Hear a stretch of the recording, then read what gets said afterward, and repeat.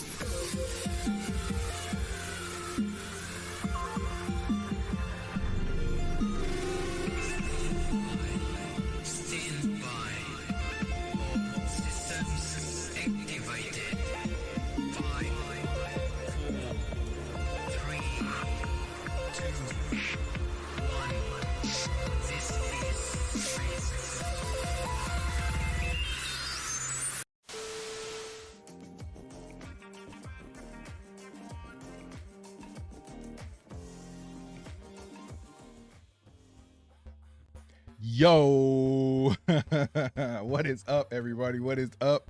This is your main man, JD, broadcasting live from the wonderful, wonderful, wonderful city, state of Illinois. And we are going live right now, about to break down and watch and have a full-on watch party for Daredevil Born Again episodes 5 and 6. We got a double episode blockbuster tonight, folks. So I am so glad you guys are tuning in right now. If you're watching right now, drop a comment below. As you can see, the comments get aired on the screen. So make sure you keep it legit and say what up to me. Let me know where you from, where you representing from tonight, because like I said, we are in the wonderful state of Illinois. And yeah, I am very excited to be broadcasting live tonight, man. Hope we get a good turnout for this live stream tonight. I tried to change some things around, get some things extra set up tonight so that we could do this. And I'm really looking forward to it. It looks like we got about 10 people watching right now, which is awesome, which is dope. So yeah, if you are watching, please let me know where you're from. While you get ready to type that in, I will let you know how we're going to do things tonight. So we are going to start the watch party right at 8 p.m. Central Time, 9 p.m. Eastern Standard Time. We will not be watching the episode online. We cannot show it, but I will have a timer up and you can sync up your Disney Plus stream with us and we can watch the episode together. We can comment on it together. We can discuss it because Lord knows I like to talk. So you can have me on like a second screen somewhere and we can watch the episode together and react to it together. So yeah, that's pretty much how things are going to go for the first few minutes. We are going to do a breakdown of episode 4, like a full deep dive. I like to use different sources that I found on YouTube to watch and react to them. So they kind of like guide us through our stream. And then from there, we will talk a little bit about how the episode went down. So yeah. Is this family friendly? Yes, it is 100% family friendly. I do not curse on stream. I keep it PG-13 on stream. That's one of the benefits that I would say for watching my channel, is that a lot of channels you watch, man, like you can't watch it with your family. Like you can have it on in the background or something like that, and your kids will jump up and, you know, they might come running in the room and they want to sit down and watch something with you, and you can't watch it with them. Like, I hate that. You know, people just casually dropping F-bombs left and right for no reason. But yeah, I do not do that. We do not do that on this channel. You can go back and check out any of our videos. We do not drop curse words, anything like that, because I believe that you should be able to sit down with your family and watch this stuff. Now, we might have a little bit of innuendo, but like I said, it'll be PG-13 only. Nick, man, thank you so much for subbing. Hold on. I got something for you. Let me get something on here, because when you sub to our channel, you're not just a friend. I don't have friends. I got family. Yes, you are part of the fam. Welcome to the fam. I appreciate you for jumping on board, my man. Nick says, what should I watch before Born Again? I just got done with Punisher and Daredevil. Oh man. I would say that's pretty much all you really need to watch. If you want to catch like a YouTube highlight rundown of the Echo show, I would suggest you do that, because that kind of plays into where Kingpin is at when Daredevil Born Again starts. I would go back and watch The Defenders if you really want to enjoy something. I don't think that's necessarily part of the actual show that's going on for Daredevil Born Again, but it's a great show nonetheless. And I would suggest you go back and watch The Defenders for sure. I think The Defenders is 2 seasons. Luke Cage, Jessica Jones, Iron Fist, those are all part of The Defenders. Those were very good shows in and of themselves. Iron Fist, not quite as much, but Jessica Jones, top tier. Luke Cage, probably just a little tier below that, but I really enjoyed it. But yeah, those would be the ones that I would suggest for you to go back and watch, just to check out and make sure that you are caught up before you start Daredevil Born Again. And yeah, if you want to go back and binge all of Daredevil Born Again after you check out this episode or before, we have breakdowns on our channel of everything Daredevil Born Again. I put out videos the entire week before the show started. Like, everything that you could need is on our channel, so just go back and watch that and check it out, and I guarantee you'll be all caught up to where you need to be at. So yeah, I appreciate you for hitting that sub button. Big shout out to my wifey, Katie Joe. She is not here right now, she's at work, but she is checking out the stream, as I can see. And I got fuzz all on my hat, man. Why didn't y'all tell me my hat was jacked up right now? You gotta let me know these types of things. But anyway, yes, Daredevil Born Again episodes 4 and 5. We got a double episode tonight. So in order to recap what happened on episode 4, we are going to go back and check out a breakdown. I believe I got a breakdown from, yes, one of my favorite channels, Screen Crush. They did a full deep dive into episode 4. So we're just going to use that to give us a little bit of a warm up, But before we get that started, I need you all to do one thing, and I got a special person to announce that one thing that I need you guys to do. Hey, it's me, guys. Cornelius reached out to me and asked me to tell you all that Katie and JD are awesome. So be sure to like, comment, and subscribe to watch stuff with us. I love them. 3,000. Yeah, you might have caught on to who that voice is. That's a very prominent figure in the MCU. So, yeah, I'm not going to go out and say that I got this, but I got a producer right over there. His name's Cornelius. And he hooked us up. So he knows some people, and he was able to get some people to give us a little bit of a shout out. So yeah, we got one of the shout outs right there. I got another person who decided that they like to give us a shout out too, but this person is a little bit more controversial. So Cornelius, can you play that one? Like I said, disclaimer is controversial, but go ahead and play that one, Cornelius. Donald Trump here, my friend JD and Katie hosts this great show, an amazing show, the best show. Watch stuff with us. Hit that like button. Your nation depends on it. Make America great again.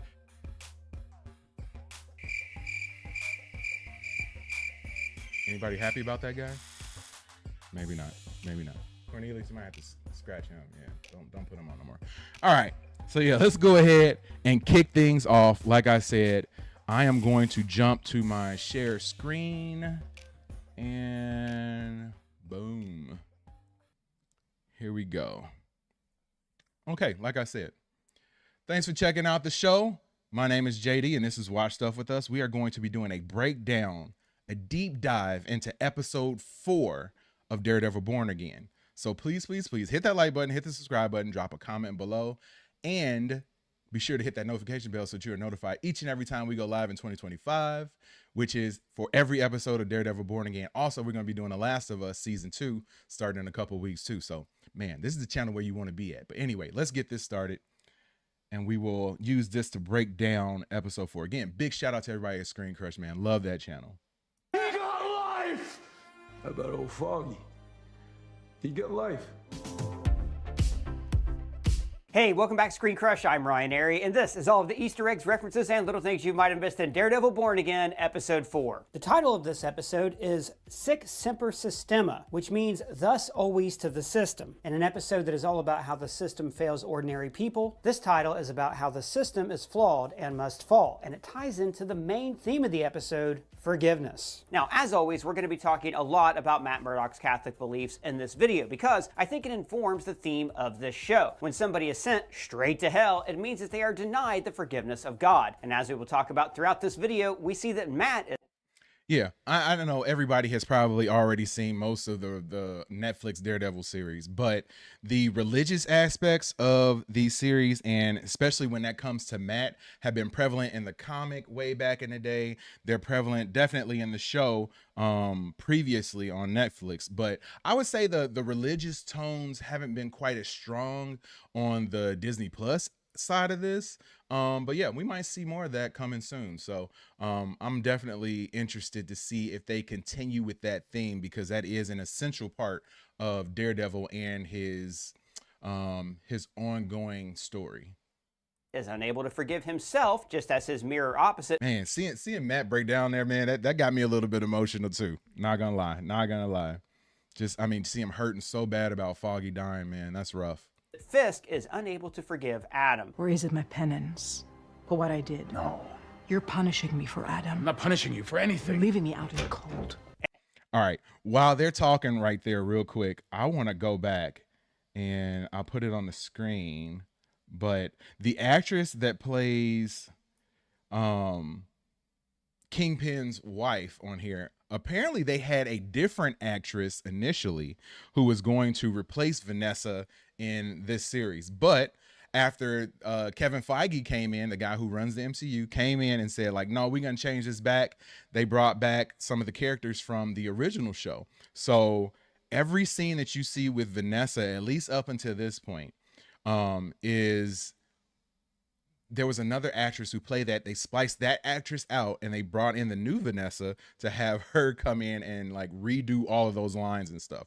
So when you see like Wilson talking to Vanessa, he's talking to the other actress, and they did some camera trickery, tomfoolery, and were able to get the new Vanessa actress to be like spliced into those scenes. Like, I thought that was crazy. Like, if you didn't know that, there's no way that you would have known. Like, you just thought that, you know, it was just a regular scene and that they did it that way normally. Nope, that is not the case at all, which is crazy to think of.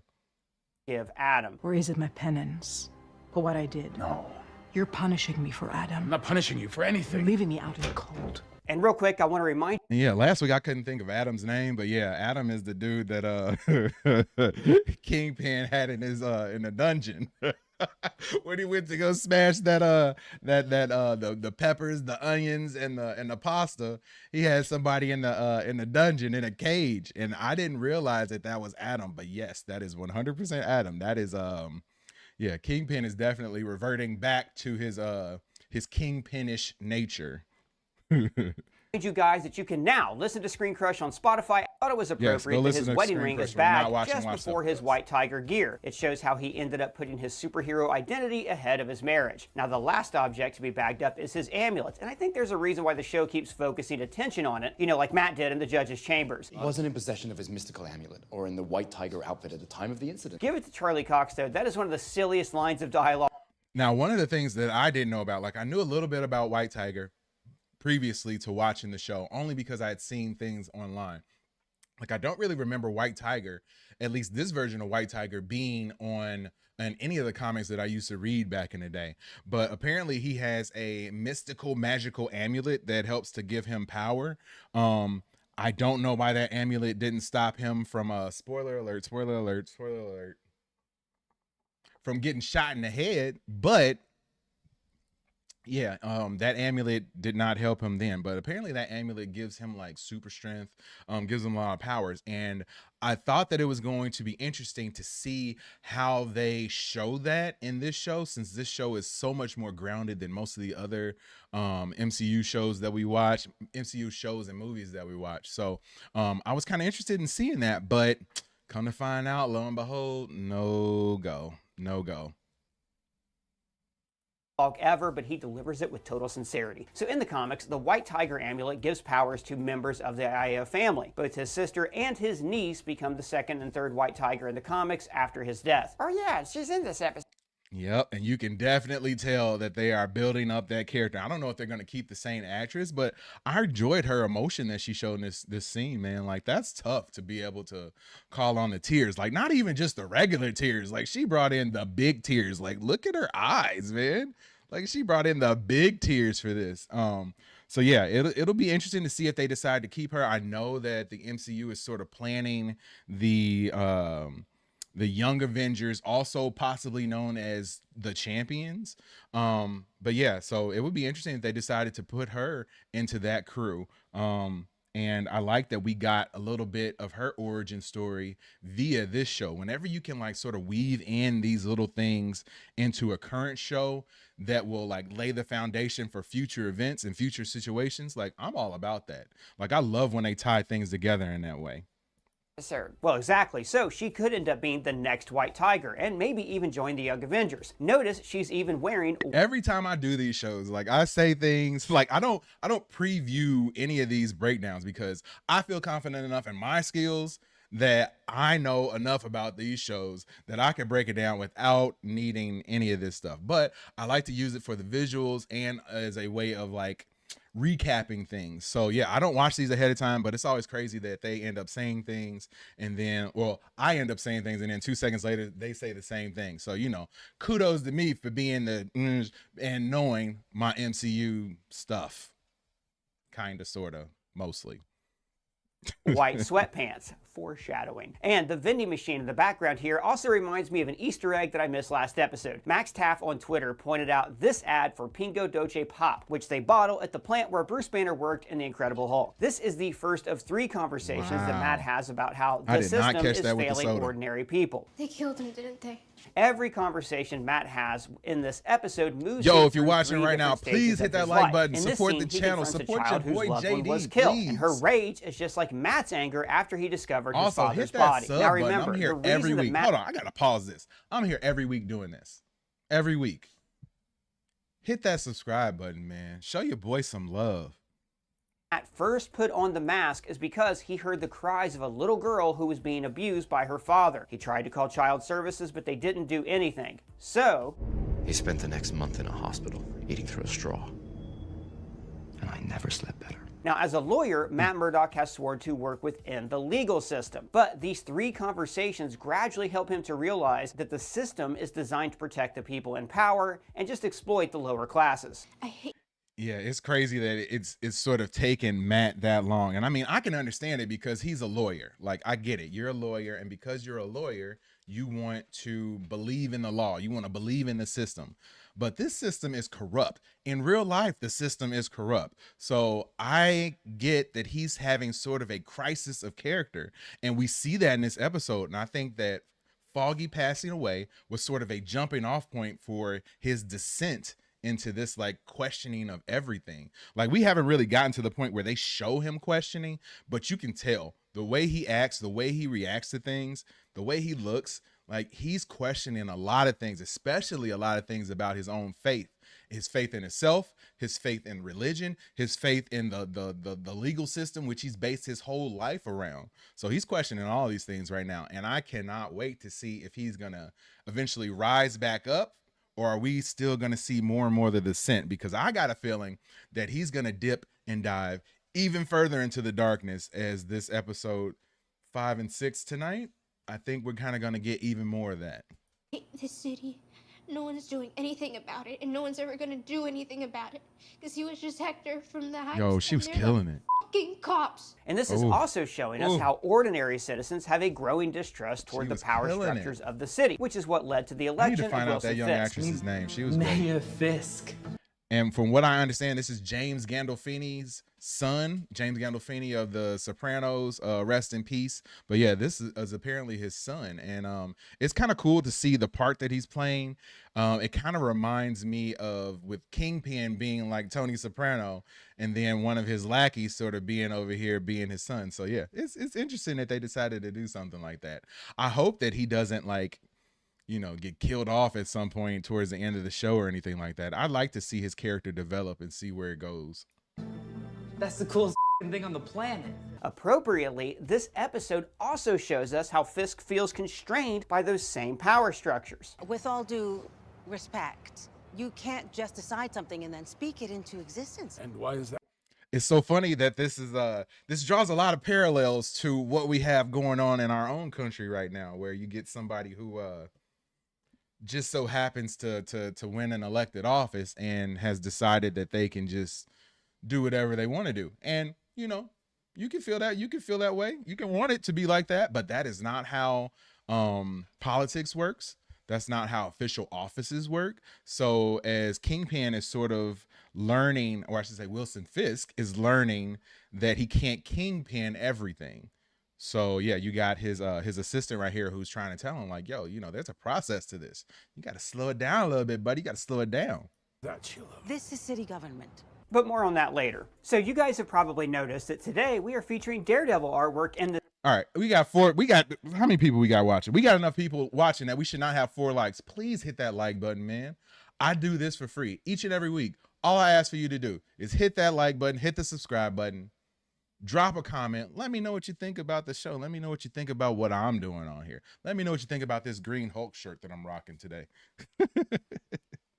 this video, because our from plus thousands if you use my code who can create a sensory vortex around him so Matt can't hear his movements or smell him, and cameras cannot record him. He's a deranged artist who creates a... I wonder if we're gonna get that aspect of him as well during this series, or if they're just gonna lean into the more brutality, the more brutal side of the character, and not so much the sort of mystical side of the character. Mural from the blood of 100 victims, and he believes that he was actually doing his victims a favor. By turning their bodies into art, he thinks that he gives their lives meaning. Scary guy? Scary talented. Now, after Fisk becomes mayor, Muse taunts him with pro-vigilante graffiti all around the city, like we see here. So this shows 2 sides of the Kingpin. The higher half shows the city within him, like it's a part of his essence. And also notice it's composed of a dollar bill, including the Eye of Providence. Now this is the symbol that, we see on our currency that is used to imply the presence of God. And the eye is placed on top of a pyramid where pharaohs were buried, pharaohs who ruled their kingdoms like gods. So this inclusion is I love that they have all the artwork in the show, and it's going to eventually tie back into the villain of the show. So it's like you see this artwork and you don't really think anything of it. You just think that it's something that somebody in the city has been doing. But no, it's going to turn out that the actual villain of the show has been making these murals the entire time. Dope. Implying that Wilson Fisk rules the system and controls all of the power structures, City Hall, religion, and the police. After all, he is the king with the crown hovering over his head like an angel's halo. But the other half, made up of inverse colors, depicts his hidden self in black, actually ruling over the fires of hell. Now notice this version is fatter, more like the Kingpin that we're used to. Now this imagery of hell comes back later in the episode where we see Fisk's dungeon, but more on that in a bit. Notice, of course, we see Muse's signature at the bottom, and we also see it beneath the triggered Punisher art that we saw last episode. Also, notice that the running paint from... I really get mad when I see that the corrupt police officers have decided to co-opt the Punisher logo. Yeah, that makes me upset. That makes me upset. I don't like that. I love the Punisher logo, and I hate that it's being used for something that it shouldn't be used in this show and also in real life right now. So kind of had to get rid of my Punisher logo stuff. Bored again, Christian. I see your comment. As soon as we finish over here, I will get your comment on screen and we'll talk.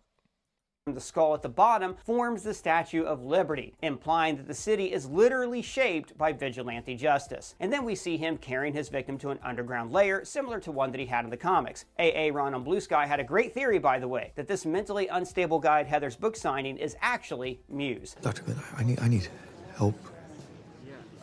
Are you taking any new clients? And then we go to the club, where BB Urick is partying with Daniel Blake, who is played by Michael Gandolfini, who you might have seen playing a young Tony Soprano in The Many Saints of Newark. After all, he is the son of James Gandolfini, who played adult Tony. Now, I smiled when their conversation in the club was about union garbage workers because, in The Sopranos, Tony always said that his job was in waste management. I'm in a waste management business. Everybody immediately assumes you're mobbed up. And props to BB here. She took Daniel out specifically to get him drunk so she could get him to leak. When I was watching last week, I didn't even realize that was BB that was going out with him, and that she was the one that was there to get the information from him and eventually throw it into one of her videos, which then eventually got out and it got back to Kingpin, and he knew that he had a leak in his crew. Like, yo, that was deep. That was deep. I was not expecting that to be her.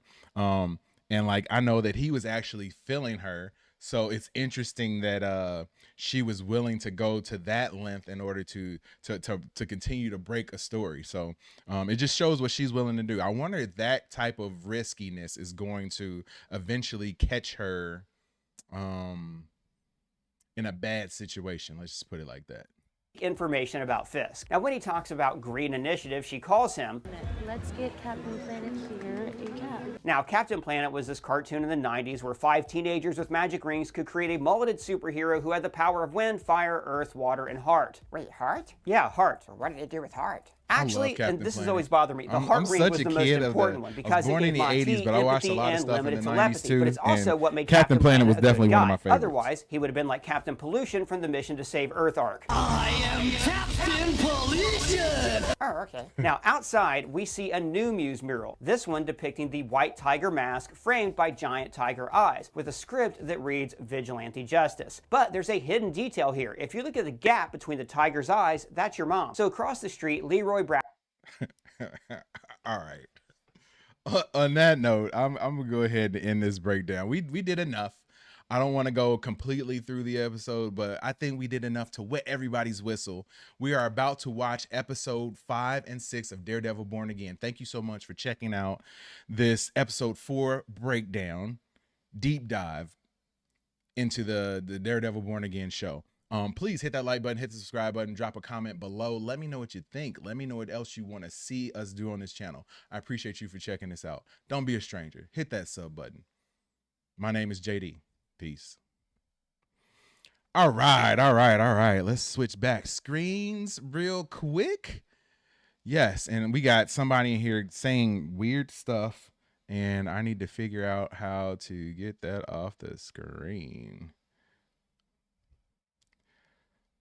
Tal Perez, hey, what's up, man? I appreciate you for checking out the stream.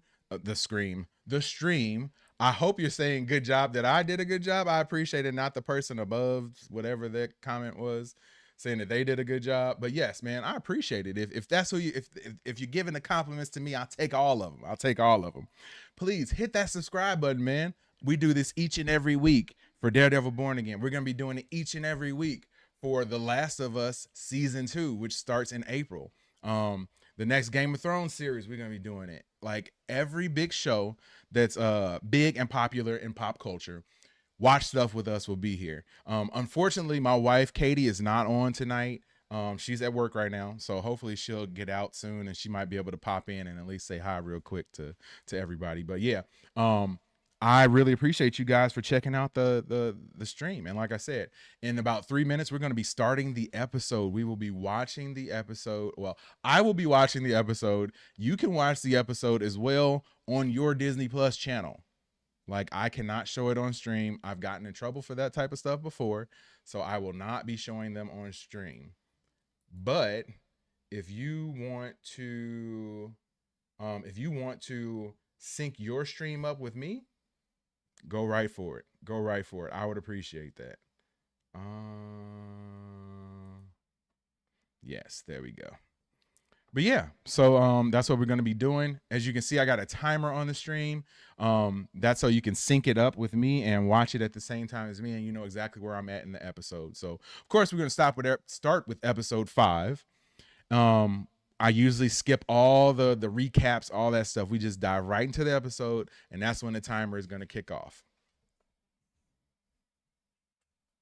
So yeah, I really appreciate you guys for checking out this channel. I know there's other channels that are streaming right now. I'm subscribed to a lot of them, and they're doing the same sort of thing that I'm doing, but you chose and decided to hang out with your boy JD.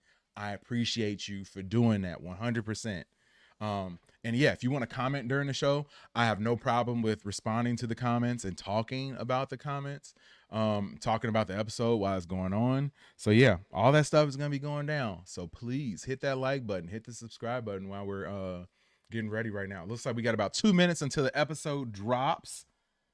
And I don't know about you guys, but I am super hyped because I've heard that these episodes are supposed to be really good. They had an interview with Charlie Cox and I can't think of the actor who's playing Wilson Fisk right now. But anyway, I wanted to say James Gandolfini, but that's not it. But anyway, they had an interview with them and they asked Charlie Cox specifically what was his favorite episodes, and he said episodes 6 and 8. So we got 6 coming up later on tonight, and we will get to episode 8 eventually at the end of the season. I believe the season is 9 episodes deep. So yeah, we got a little bit of ways to go, but not that much, especially when they drop in double episodes like they're doing tonight. So I am going to get my stream all set up and refreshed. And yes, let me log in and make sure that and see if the episode is up. Oh yes, the 2 episodes are already up right at 8 p.m. Good job, Disney Plus. You guys are on it. You guys are on it. So let me pull up the episode real quick. And let me fast forward through the recap. Boom. All right, I have to mute my desktop audio so nobody can hear that, but you can still hear me, of course. And like I said, guys, can't show it on stream, but we will be reacting to it in real time. So I'm going to go ahead and start my timer right about now so that we can sync this up and we will be good to go. Seattle Ryan in the building. What's good, bro? Yes, let's go. We are about to start. I'm going to start. We did not look at the recap. So I'm going straight to the episode. I have not started it yet, but when the timer starts is when I'm going to start. That dude named Dave. What's up, bro? How you doing, my man? Real happy to see you checking out the stream. That dude named Dave. Please go check out his channel too. My man has way too many subs, way too big of a YouTuber at this point in his career. So yeah, just go out and show him some love, man. I appreciate it. Tommy in the building too. All the regulars are here, man. What is up, guys? I'm glad that y'all are here tonight. We are going to get the episode started in about another minute. I'm gonna see if anybody else, any of our other regulars are gonna trickle in. So yeah, I appreciate you guys for checking out the stream. And yeah, like I said, we got the timer up here. I'm going straight to the episode. I'm not watching any of the recaps, none of that stuff. So get your Disney Plus stream up and ready. Put me on your second screen. And we can do that. Yes, we are skipping the intro, Seattle Ryan. We are skipping the intro. From here on out, I'm skipping intros. I'm skipping all that stuff. I'm going straight to the meat and potatoes of the episode. That's what I'm doing. I'm going straight there. I'm diving in. I was going to say something else, but I'm not even going to say that because like I said, we keep it PG-13 on this channel. That dude is in Manhattan. Oh, snap. Oh, man. Yeah, man. You can watch Daredevil in your room, man. Watch it with us right now. That's what we do. That's what the channel's called. You already know that. But yeah, so I'm going to get it started right now. And when you see my timer start, that means I have started the episode.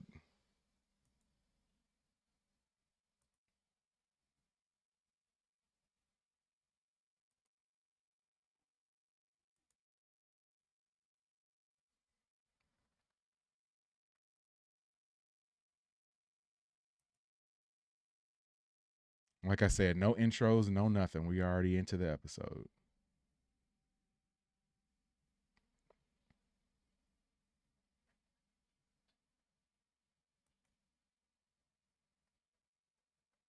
This episode is entitled With Interest. So, I wonder what bill is coming with interest.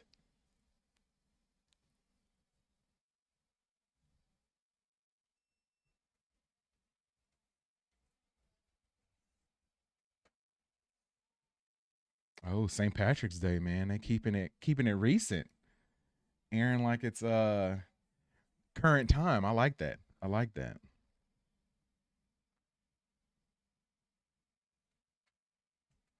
Man, he has constantly still had that Daredevil, like his mask horn in his hand. Yeah, they released 2 episodes tonight. 2 episodes.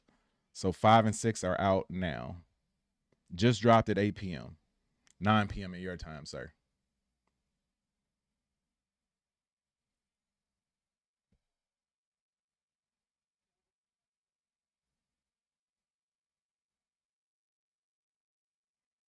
Why do I feel like I should know this guy? Does anybody know him?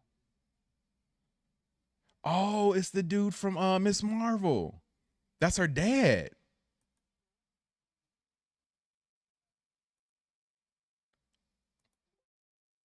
Unless I'm mistaken and confused. I think that's her dad.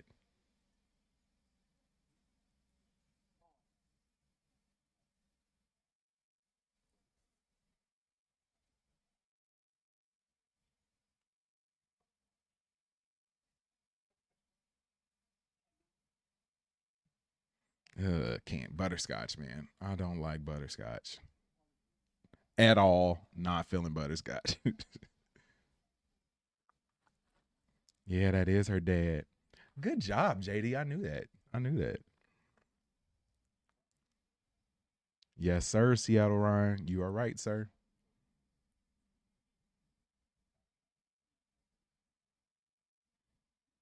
That series, that Disney Plus series was actually pretty good too. Wasn't the best, but it was pretty good. And I like her character. Like, it was solid. Damn, they straight up talking about Miss Marvel too.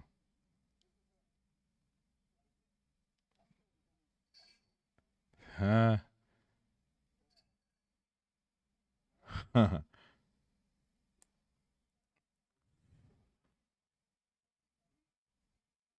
Yo, if you're watching, please hit that like button, man. Support your boy. We're watching Daredevil Born Again, episode 5 right now. 3 minutes and 20 seconds in.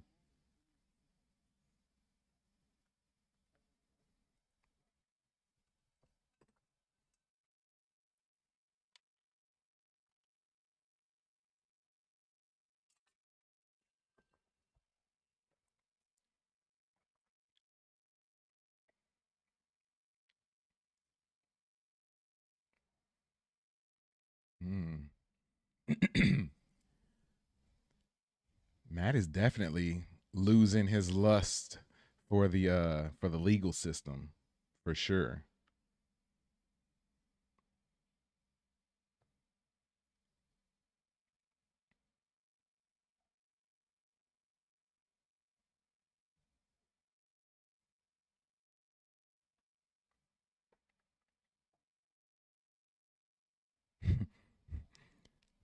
You're a great person, but you still can't get this loan. That's basically what they're saying. He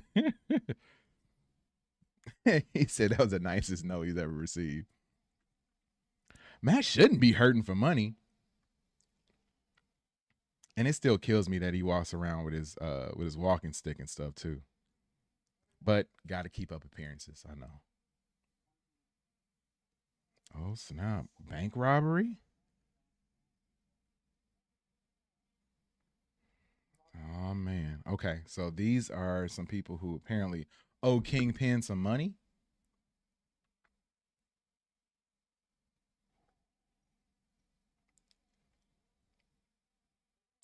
Thanks for checking out the channel. We're watching Daredevil Born Again episode 5 right now. Looks like we got a bank robbery in progress.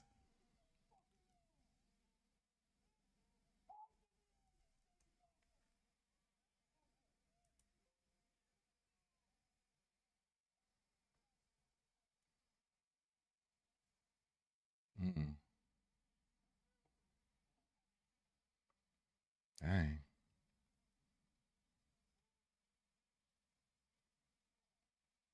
Man, I hope nothing happened to her dad.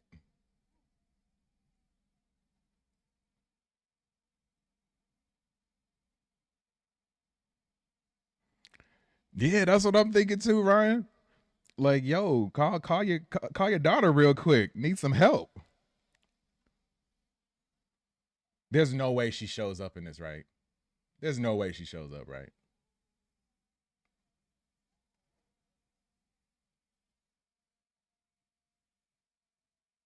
How you just gonna tell somebody to call 911? Like, they don't. You gotta tell them where you need it at.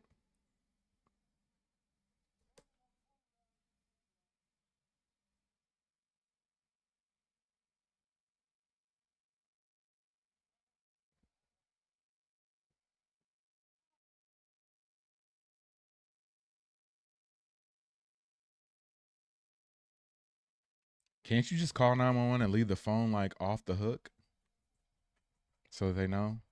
Yeah, man. Disney going hardcore with this episode.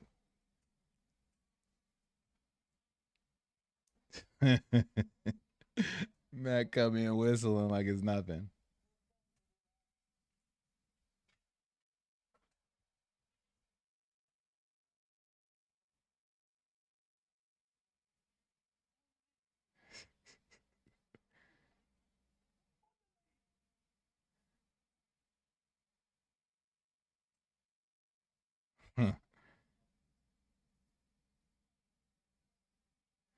So how's he gonna do this, man? How's he gonna fight these people without them like knowing that he's Daredevil? Unless he just don't care anymore.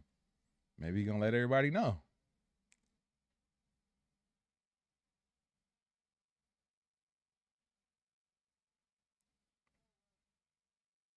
I love the way the camera moves when they show him like listening to something, focusing in on something.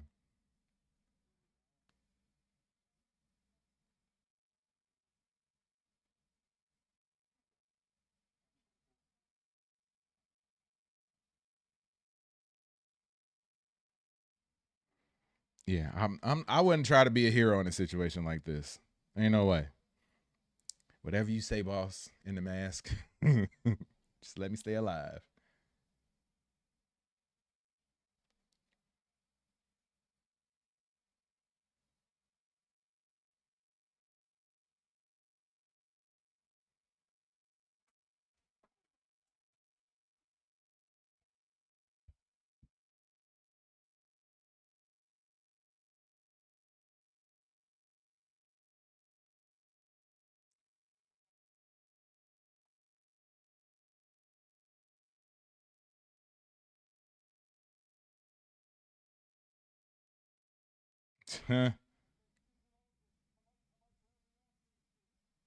Ryan says, nope, take the cash and hell, take my clothes. Yeah, for real. Whatever you need. Whatever you need. Just let me get up out of here alive. I'm not trying to be unalived today.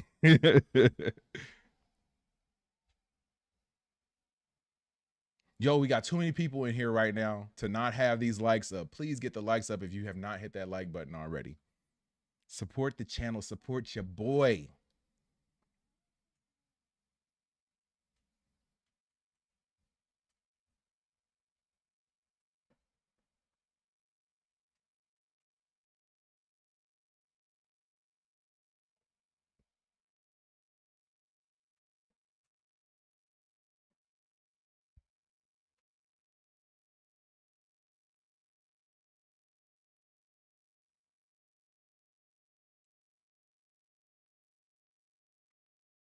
Yes, sir. Let them know, Ryan. Let them know. Hit the likes.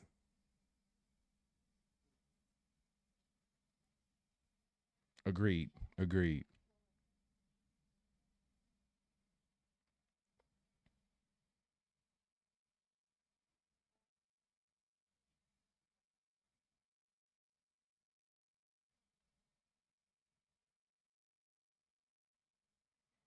I was gonna say, what you got to think for? Like, why would you try to protect the bank's money? Like, y'all can have whatever y'all want. This ain't my money.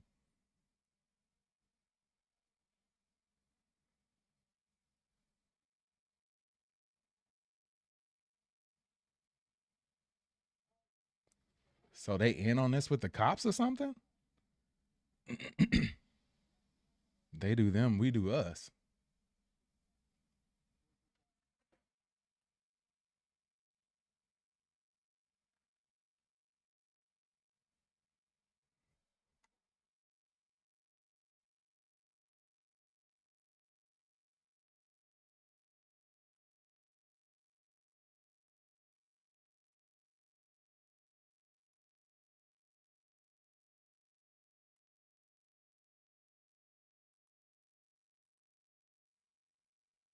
Hmm.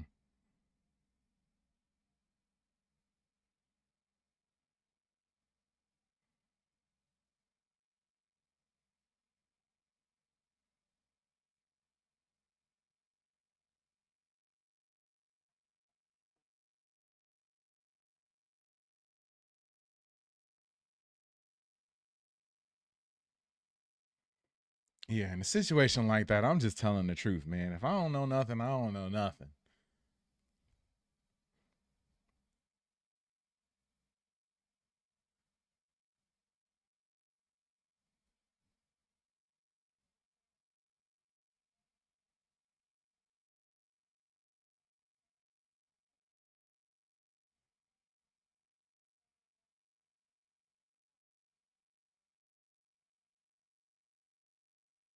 Hmm. Yeah, I know.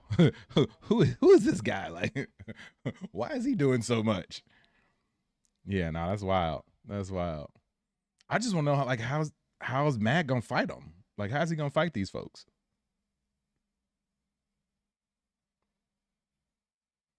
Now, is this Rodriguez lady? Is she cool? I mean, yeah, Detective Kim, is she cool, or is she working with Kingpin or what?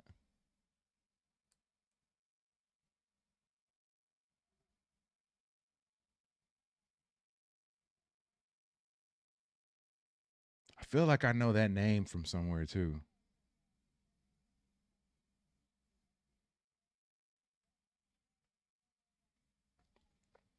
Have there ever been like successful bank robberies? Like, do a lot of people get away with this type of stuff? Somehow, I don't think so.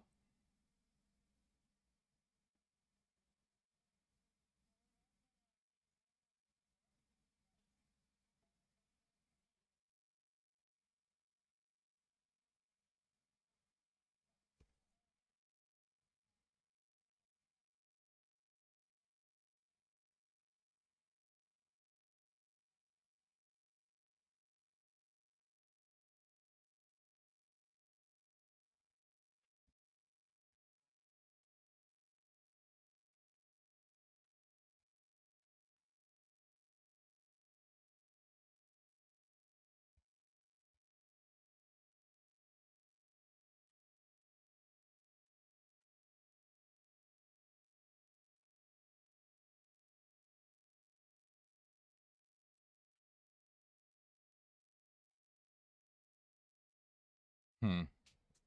Yeah. See, that's. Oh, was it the bank robber from forever ago? Oh no, it's DB Cooper. DB Cooper. Yep. Yep. I know who you're talking about. And didn't he like hide his money somewhere and like people never found it? I could have sworn that was a story that went down with DB Cooper.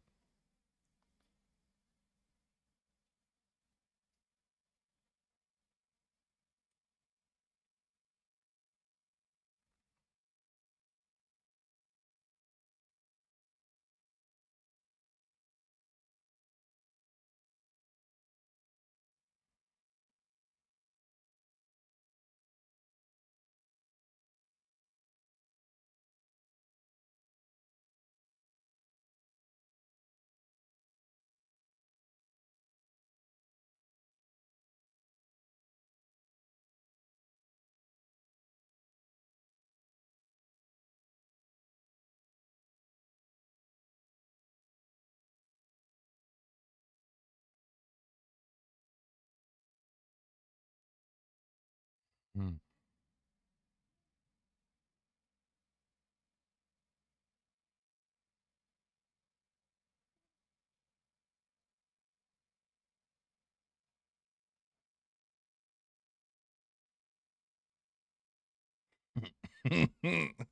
Khan is like, what is this dude doing?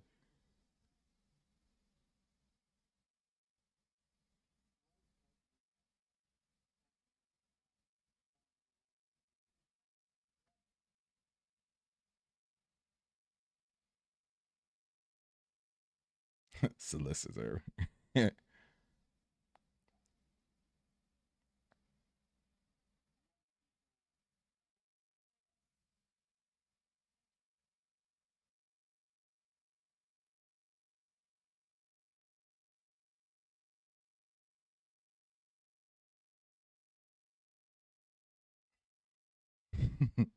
This is a heck of an angle, man. Yeah. Oh yeah, he is clever, man. Clever is definitely a good adjective to describe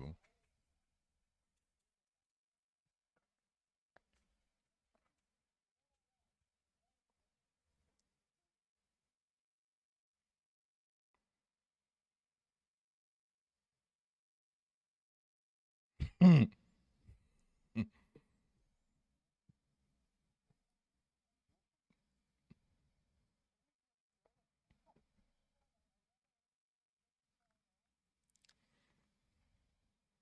I'm surprised this whole bank robbery thing is taking so long. Like usually when you get stuff like this, you don't think you're gonna spend a whole episode in it. But why are these robbers even listening to Matt though?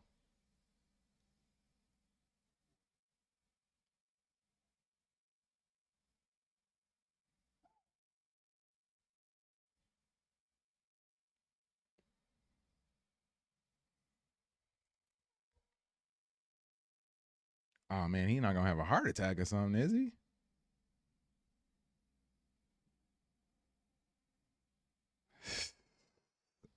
What Matt got up his sleeve, man? He like smiling and smirking too. What is this? Usually I'm pretty good at like catching on and knowing like what's gonna happen, but the episode with White Tiger and what happened to him, I didn't see that coming. And this one I can't follow. I don't know what's gonna happen.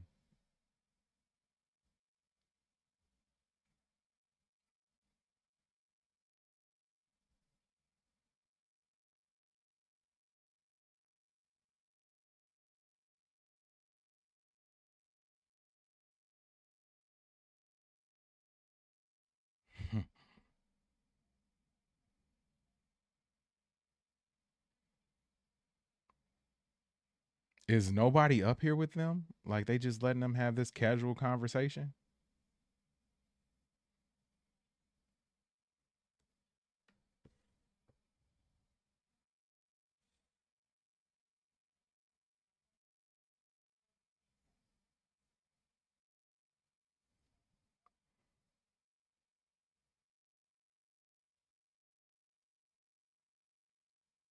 Yeah, man, this is a good one, Ryan. This is a good one.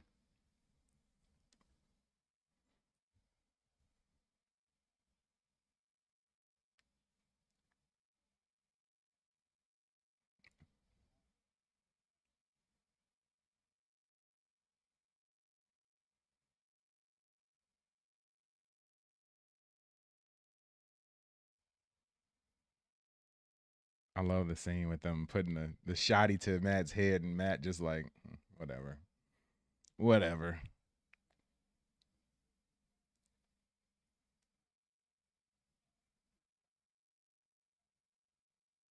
Maybe Matt is gonna get them down to the vault or something like that, and that's when he's gonna be able to fight them.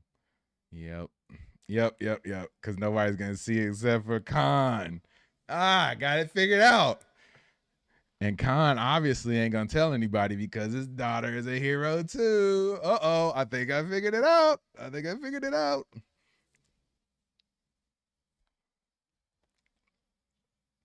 We'll see though. Maybe they'll surprise me. Oh yeah. He folding up the cane too. Folding up the stick. It's about to go down.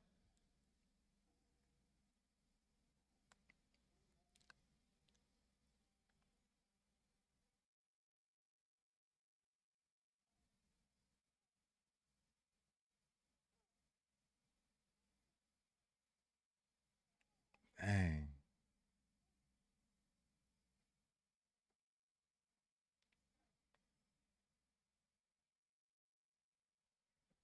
they don't hear none of this?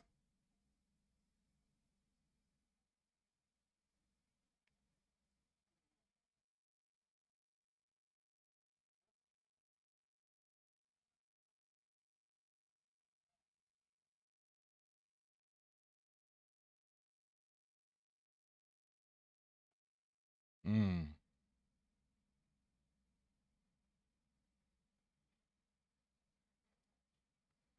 Choke my man out with his legs, huh? Okay, okay. All right, I see you, Matt. I see you.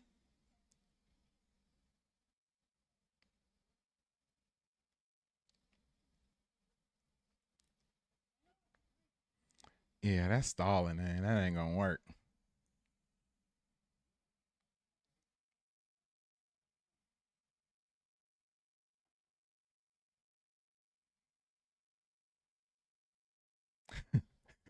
Mr. Murdock. How did you know he was there?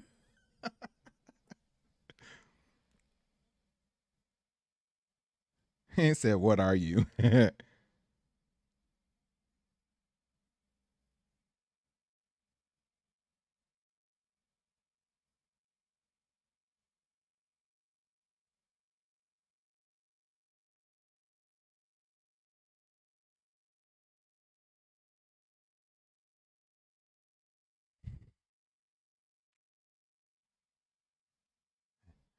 Quit talking, Con.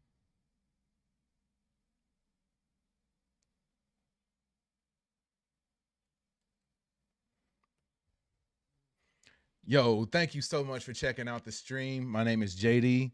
We are watching Daredevil Born Again episode 5 and reacting to it live in real time. You can see my little thing on the screen over there. Over there. That's how far we are into the episode. So please drop a comment, man. Join in.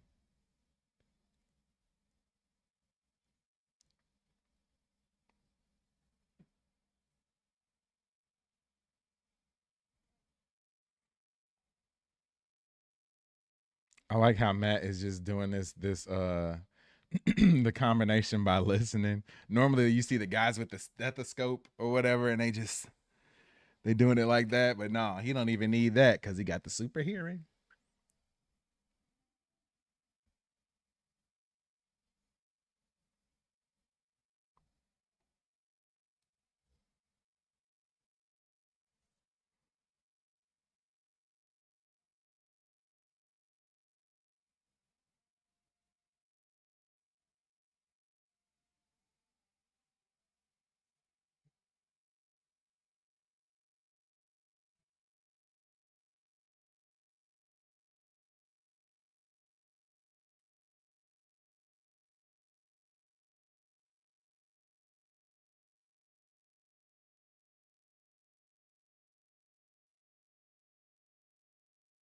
Like it's the same like play every time you see a bank robbery.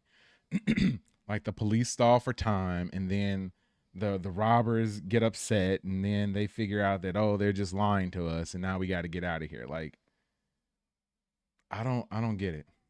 I don't get it.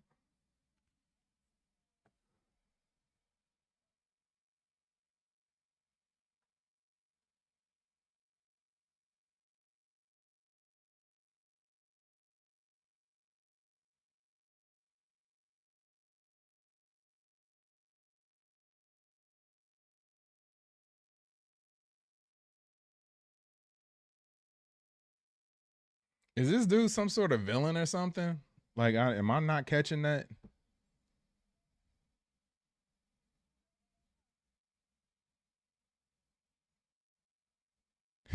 Now you gotta look for a joke. You better pull out your cell phone. Okay, Google.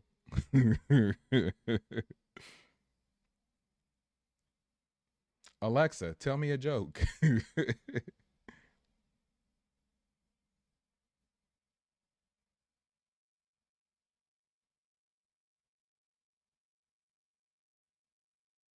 These dudes still knocked out, man.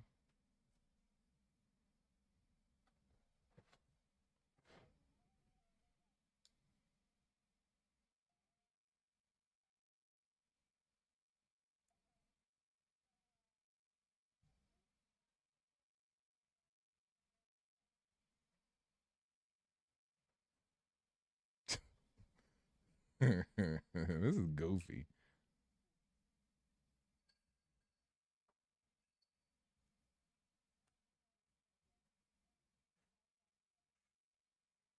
So now they got a key, but they don't know which like lock box it goes into.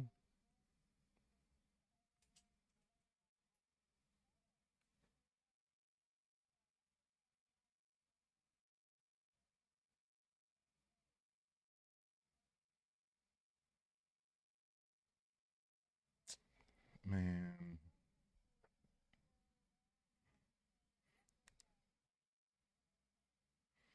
It's going to take this dude all day to find the one slot where this is going to work.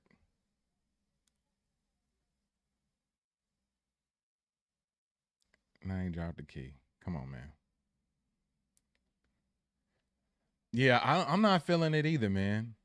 Like it's too much talk. Like, what is this?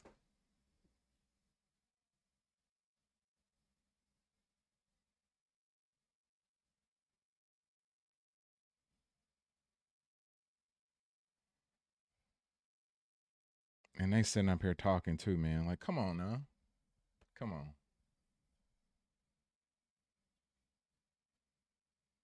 Why is it? Come on, man. They stressing me out. Man,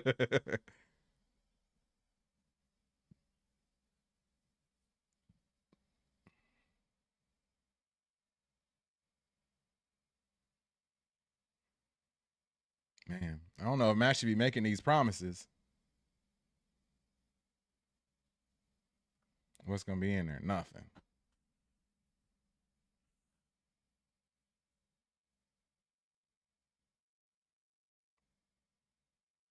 Yo, if you're watching right now, hit that like button. My name is JD, and I'm watching Daredevil Born Again, episode 5. You can see my timer on the screen right over there. That's where I'm at in the episode. Is that an infinity stone? Or is that just a diamond?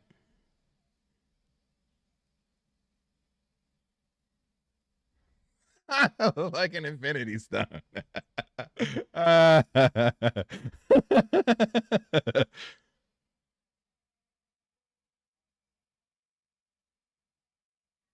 exactly what I said, Ryan. Is that an infinity stone? That can't be an infinity stone. This is a yellow diamond or something. Right? That does look like the Mind Stone.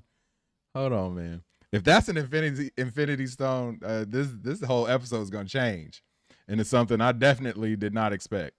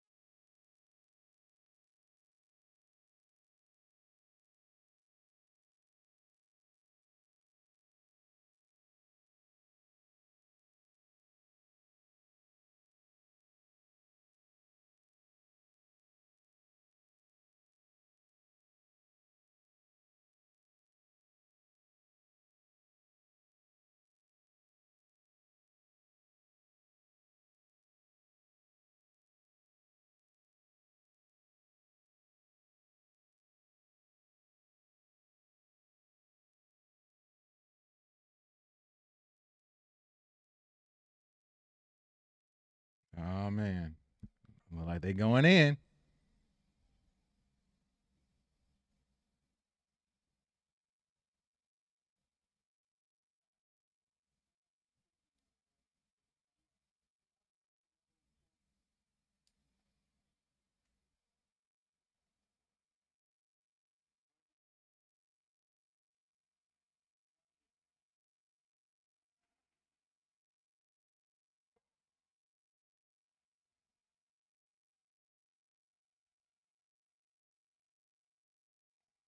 What, these robbers just ain't gonna do nothing?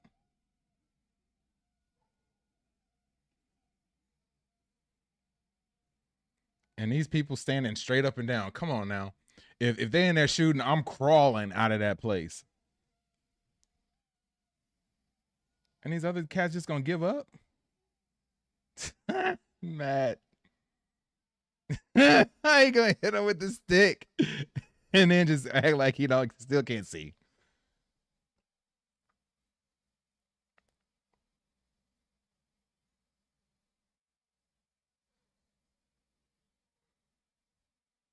Watching Daredevil Born Again episode 5 is heating up, folks. It's heating up.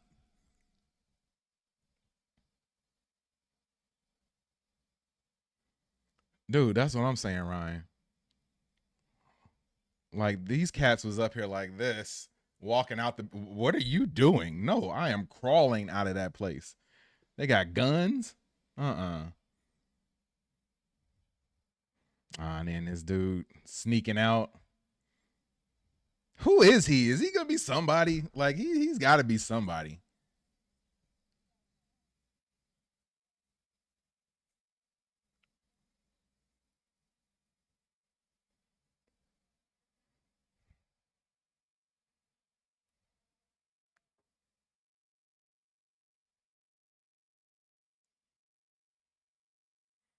What's the angle we playing here, man? Oh, it's that scene. Oh, it's that scene. Oh, okay. Okay. Oh,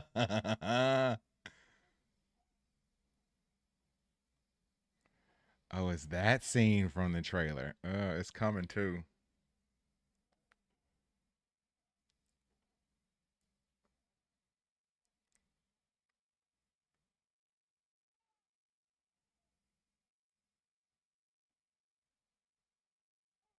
Oh, jeez. Oh. Oh.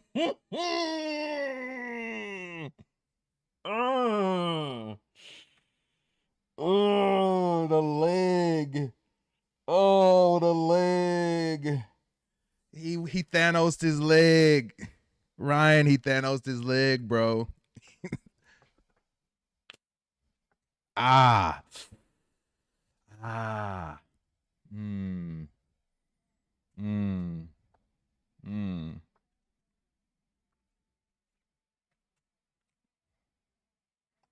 All right, so episode's still going. How much time we got left? Okay, we still got a few more minutes, but like, what's the point? What was the point of this?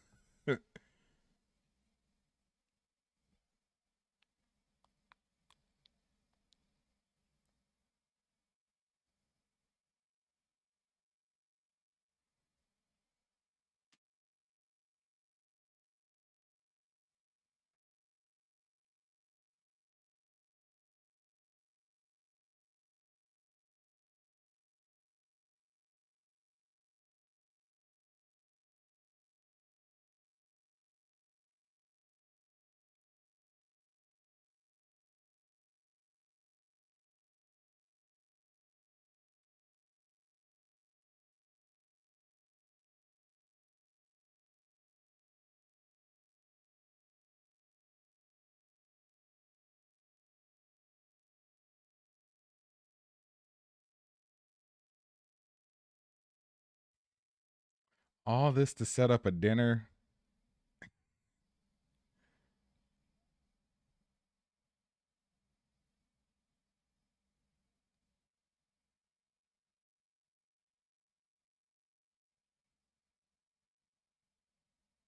The diamond gonna be in there, watch.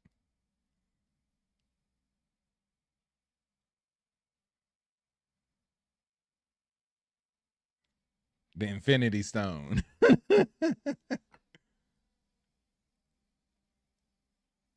Okay.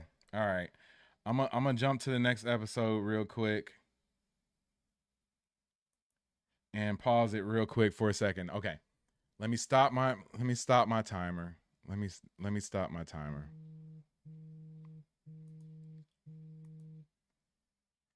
Okay. So that was a quick one. I got it clocked at 35 minutes.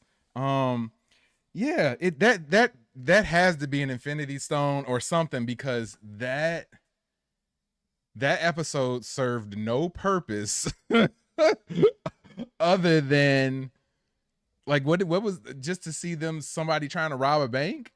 Like, Yeah, that has to be an Infinity Stone or something like that. But this is like post snap. So how would they even have Infinity Stones like still being around? Like what? This makes no sense as far as the grand scheme of things. As far as the grand scheme of things go. So yeah, I'm interested to see what exactly is happening. And I forgot to turn on my Infinity Cube back there. There we go.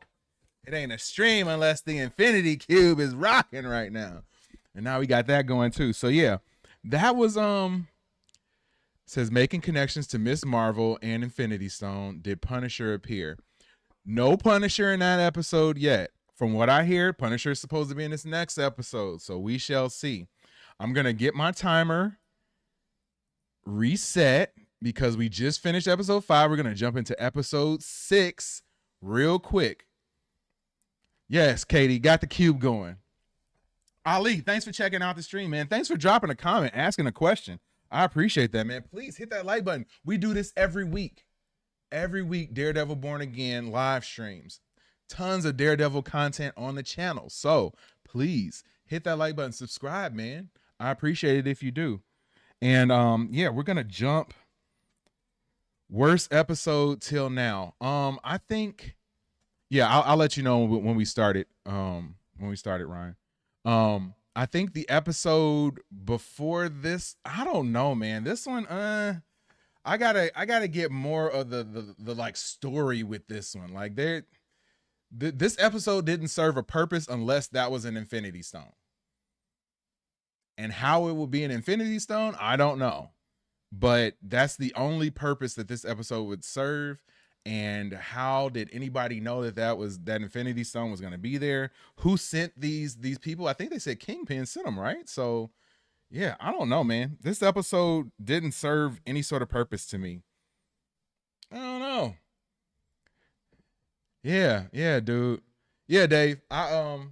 We just finished it too. It was a little, I don't know. It was kind of like a story of the week, you know, like it didn't have anything that turned into anything special. Ali Ahmed, big shout out. Hold on, I got something to play for you, my man.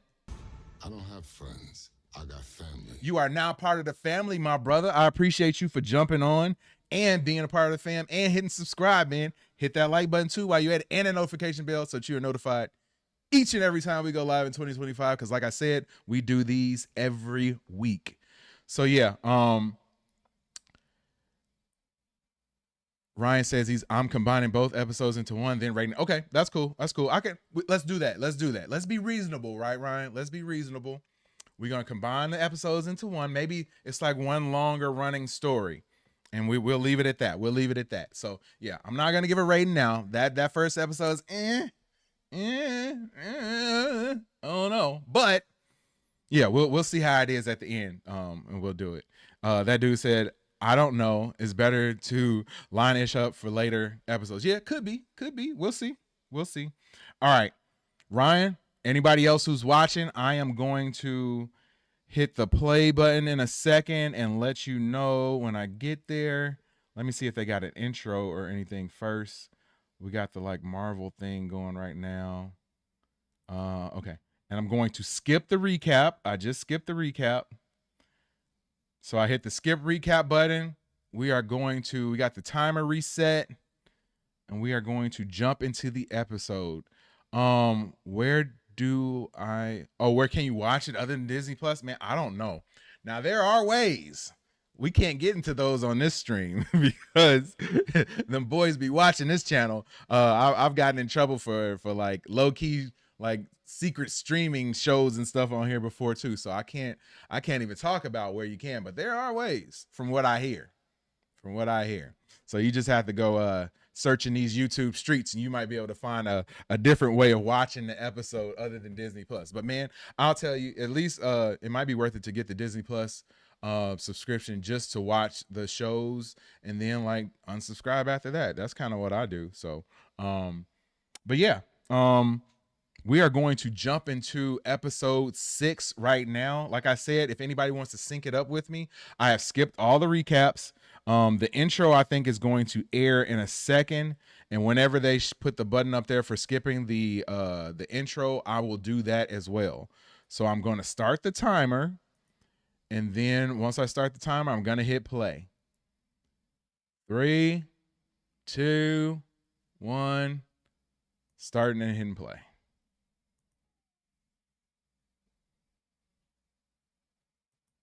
All right, so the intro isn't airing yet. We got a BB Report episode. Yeah, from what I hear, Punisher is supposed to be in this episode. That's only rumor. I don't know if that's true, but I did hear Punisher is supposed to be in this episode.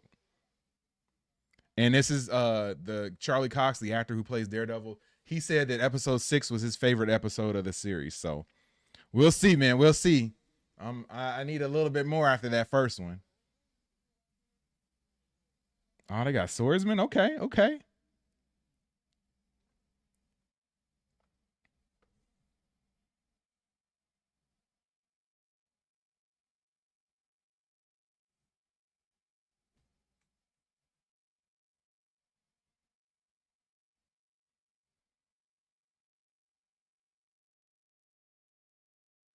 Now, what is going on here? Finding something? Uh-oh. What did they find? Must have found a body. Yep. Muse. Muse. All right, we're going to get some Muse in this episode, I'm guessing.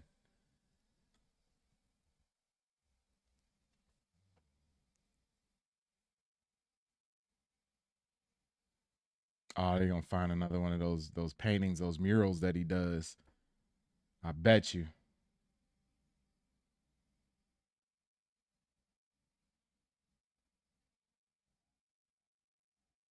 Dang.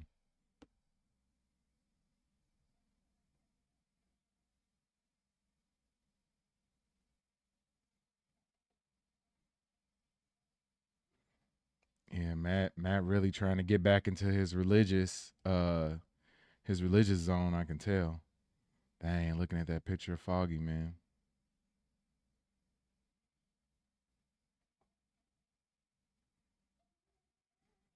They hadn't showed it, so I was wondering if he was going to get more back into, his spirituality.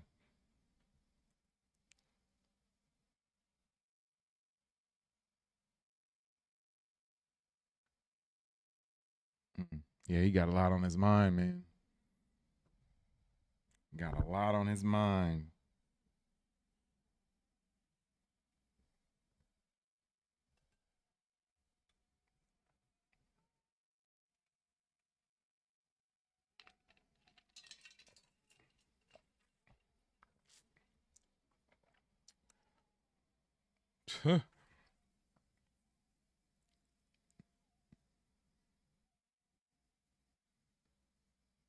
They said that Foggy is going to be in the next season too, so I wonder how they're going to do that.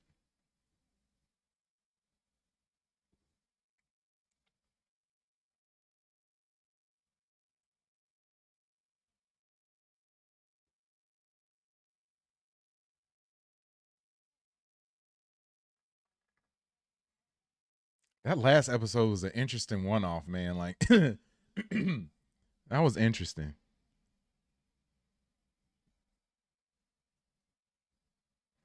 Because now I feel like we back into the regular show. Uh-oh, tracksuit mafia guy.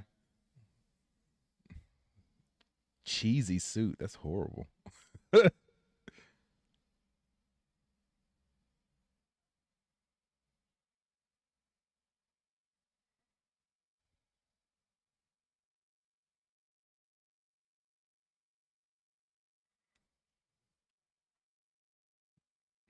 I get nervous about anybody who's close to Matt, man.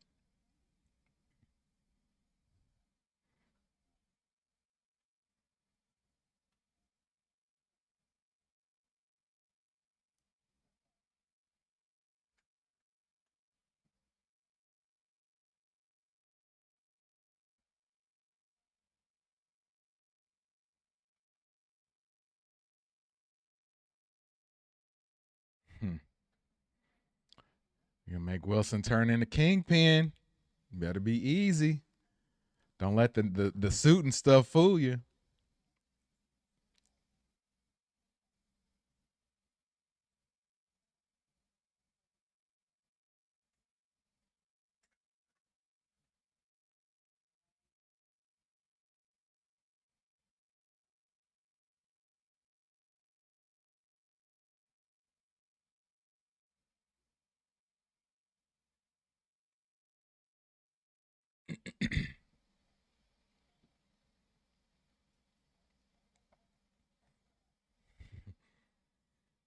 Oh man, they calling his bluff. You see his lip, his lip twitched. That's awesome.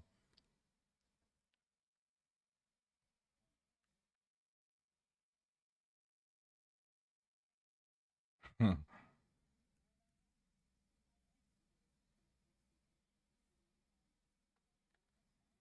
Oh man, they setting it up. Fisk is gonna snap. He gonna pop.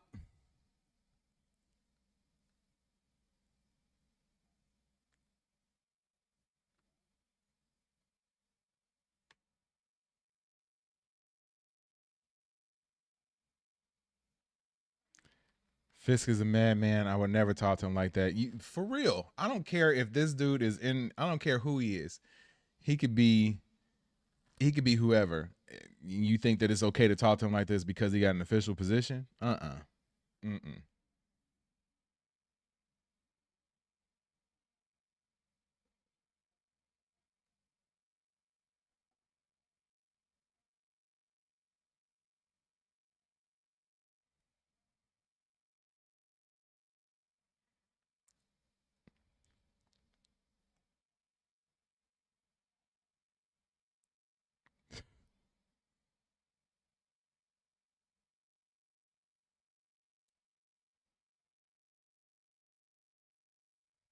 I can't believe he let him go too, man. Like he is losing it. You can tell like he is losing. He gonna go home and mess that dude in his basement up. He's gonna mess him up.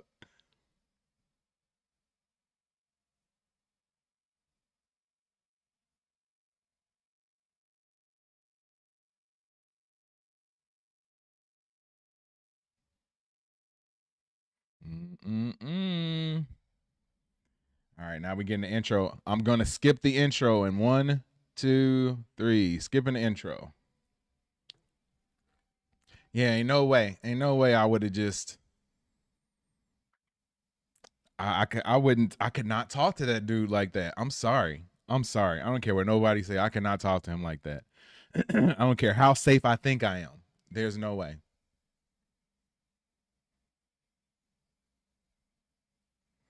Yo, if you're watching right now, we are watching Daredevil Born Again episode 6. Just started. We are 7 minutes into the episode if you skip all the intros and recaps, all that good stuff. So join in and watch with us.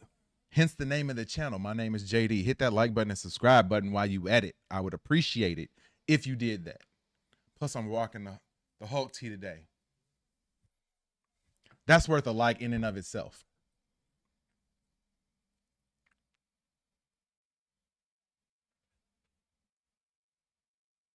Wasn't this dude at the bank robbery? Or am I tripping?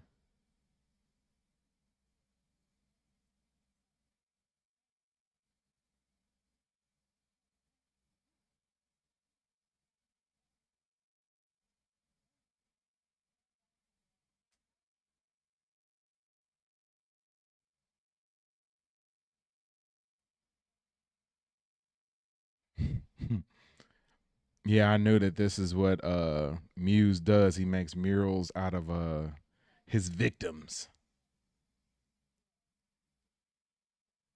Yeah. That I thought that dude was at the bank. I hope that wasn't the only reason that we had the bank scene or the bank episode was because this dude is at the bank too. I really hope that ain't the case.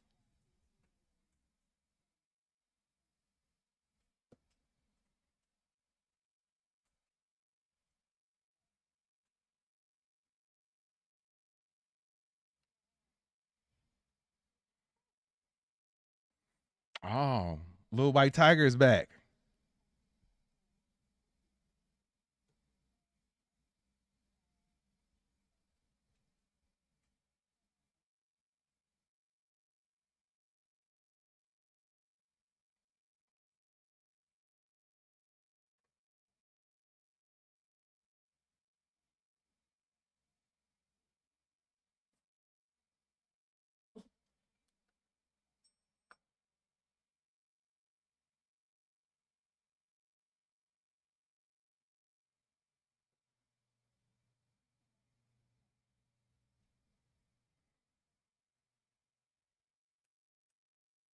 So she knows her uncle was up to something, huh?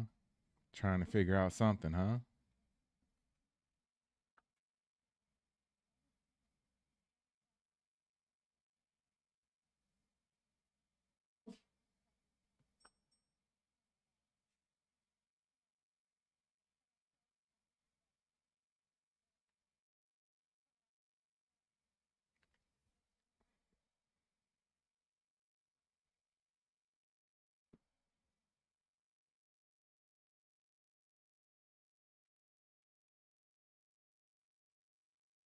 So is Daredevil gonna try to finish his work? Hector's work?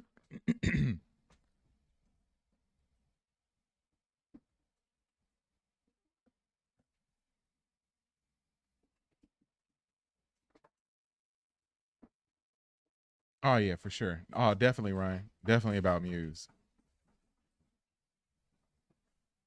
Say hi to chat. Say hi to chat. Get over here. Say hi to chat. I'm still alive. Just spend my life working. It's fine. He's the better mug to have on screen anyway. You know. Hey, Yeah. Oh, look at that. it is what it is, How's the show tonight? It's good. It's good. First episode was interesting. Yeah. Interesting. Wouldn't say it was great, but it was interesting. We're in the second episode now. All right. I'm excited to watch them. And then Ryan says hi. Oh, hey.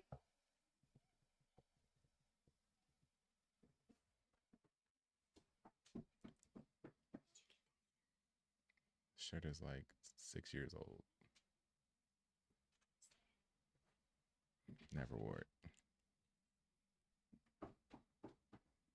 Don't rely on anybody.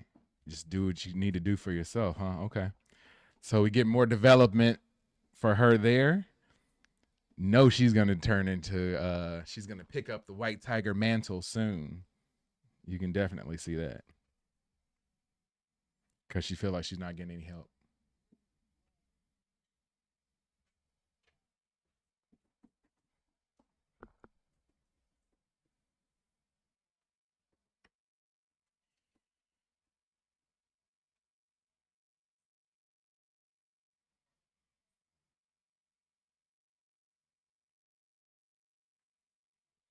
So you think we're gonna get her actually suiting up before the end of this season? Is the young lady gonna actually suit up as White Tiger before the end? I don't think she's gonna suit up, but I can see them. They're definitely building her character up, and this will not be the last time we see her. She's a little small right now too. She gotta get older.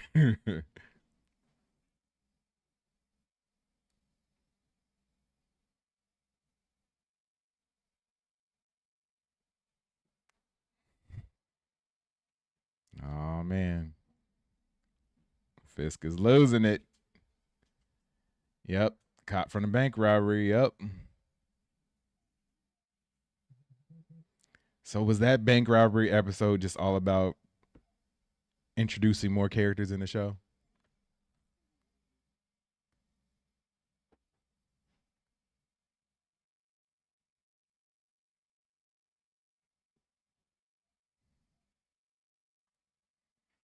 He got a point. Fisk got a point there.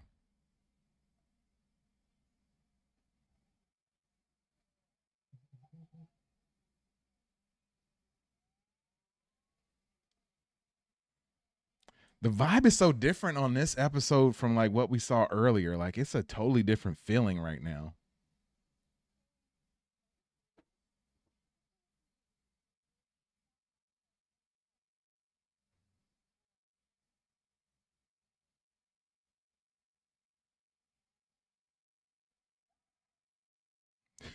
So Muse is able to take down two ladies at once? Okay.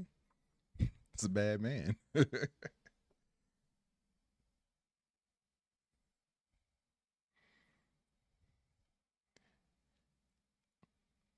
Yep, two different directors and screenwriters. Yeah, 100%. And you can see that they struggled to blend in the changes and not entirely scrap everything with the show. Also, I feel like if this season has just 3 more episodes after this one, I feel like they got a lot of storytelling to do in a relatively short time.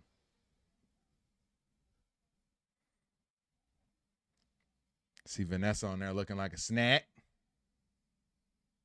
See, I say that when Katie leaves. She watching upstairs though, so I'm gonna get it after this episode is over.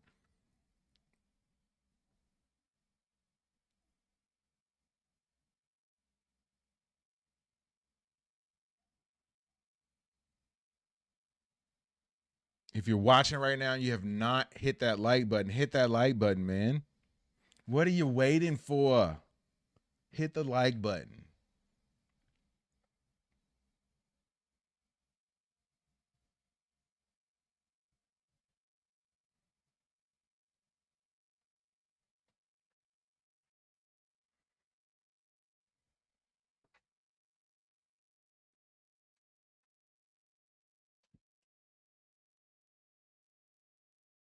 How many episodes in season 1? I think there's 9. From what I could have sworn today, I read that there was 9 episodes.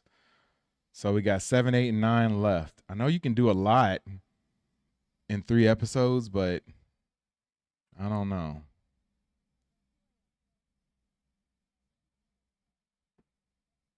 Yeah, I had heard 9.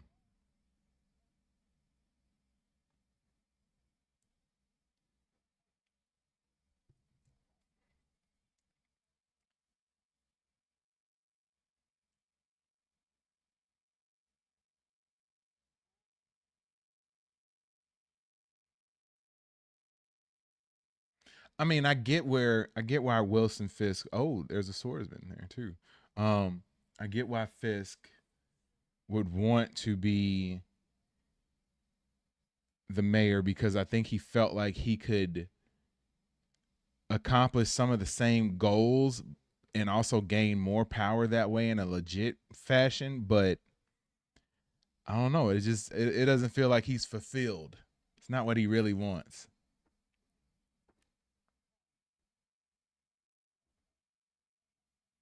Where do I know this lady from? Where did we see her? Oh, she's on a different show that I watched called The Pit. I was going to say, hold on, I know her too. And this is the closest that we've seen Vanessa and Fisk the entire series. And it's crazy, the more he delves closer and closer to the dark side, the more she wants him again.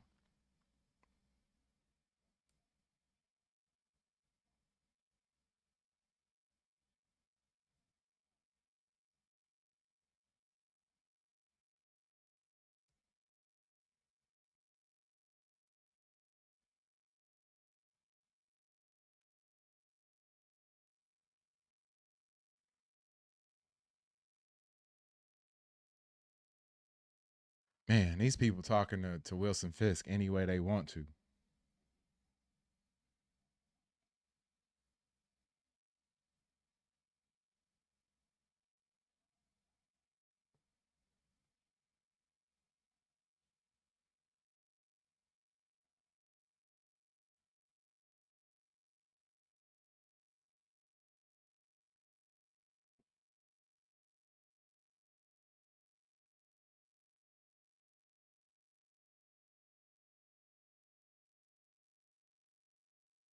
It's crazy how they got these like characters showing up like random. So many like random characters, which is I guess is cool as long as they have like meaningful roles in the show and not just showing up to be showing up.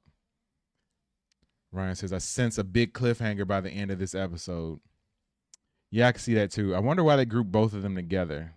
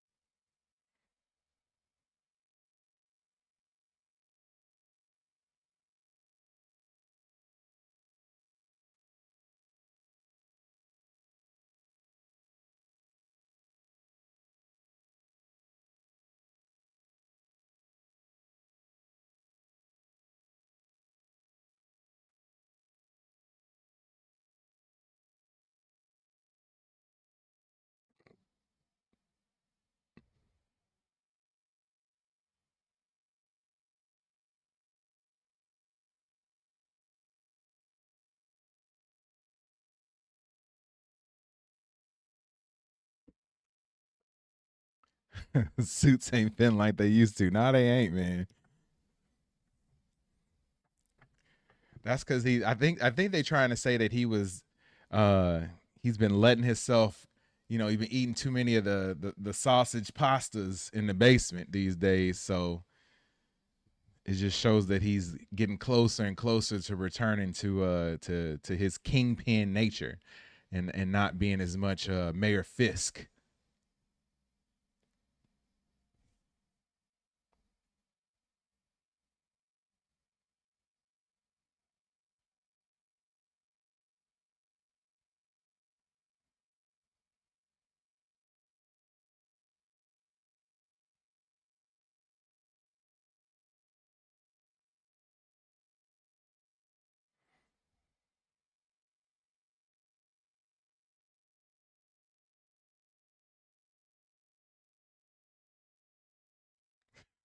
What is up with Vanessa, man? All these looks. Like, is she feeling them or is she up to something that we don't know about? Dang, so Muse got them too. How do you take down both of them?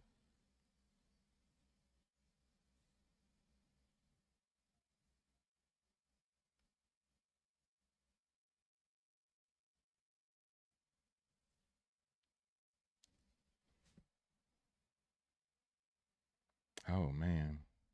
Yikes. Lady on the BB report. Yee. Woof, woof.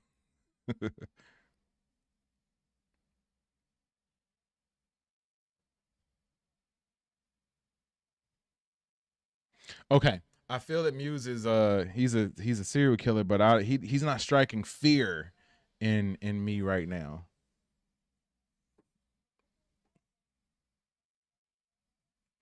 Like I need to see something that's gonna make me say like, oh man, like this dude could really take down Daredevil.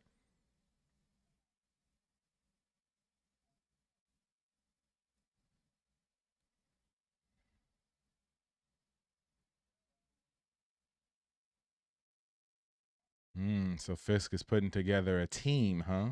Okay.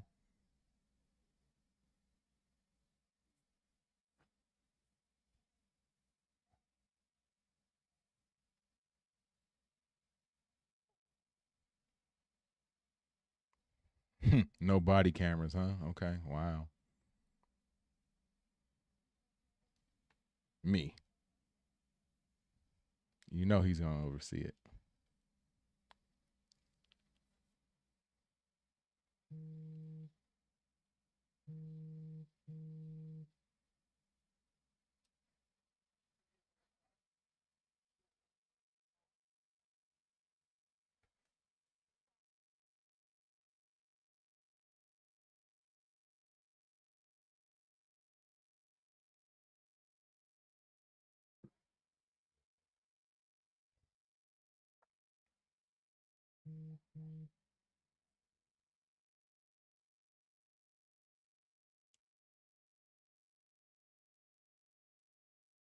So what is this? What is this task force gonna be? Yeah, his cheeks was twitching, man. Like, how do you do that? Like, how do you act so well that you could like make your lip twitch and like his cheeks twitching? Like this dude he's going all the way in.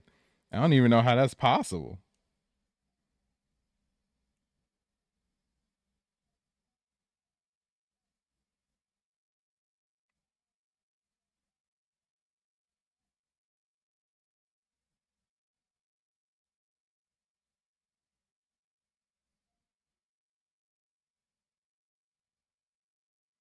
Yeah, real good acting, man. Real good acting.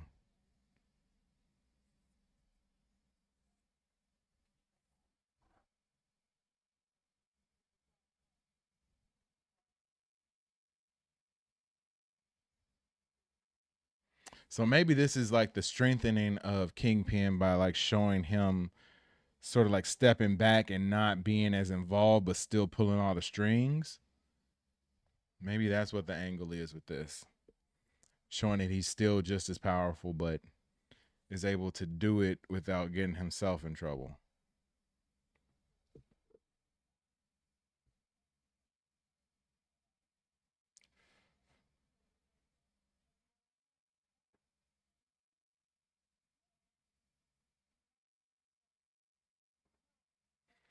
We are watching Daredevil Born Again episode 6 right now. We are 25 minutes into the episode. If you are watching with me and have not hit that like button yet, please hit that like button.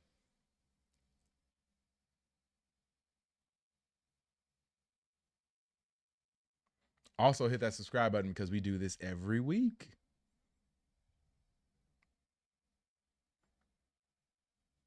Other channels might be watching this, but they do not talk and interact like I talk and interact during the show. Oh man, little white tiger is out here too. She need to take herself home, man.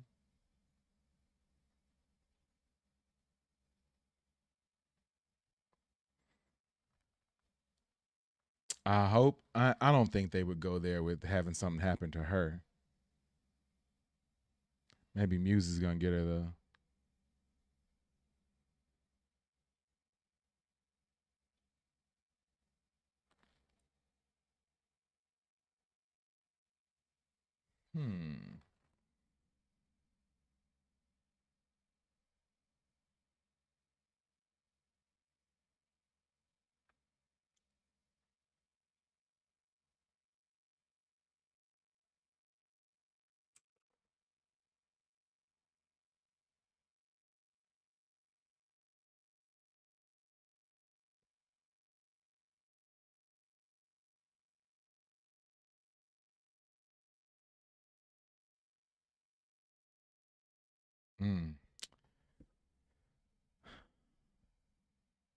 So now he got to go out and try to find her.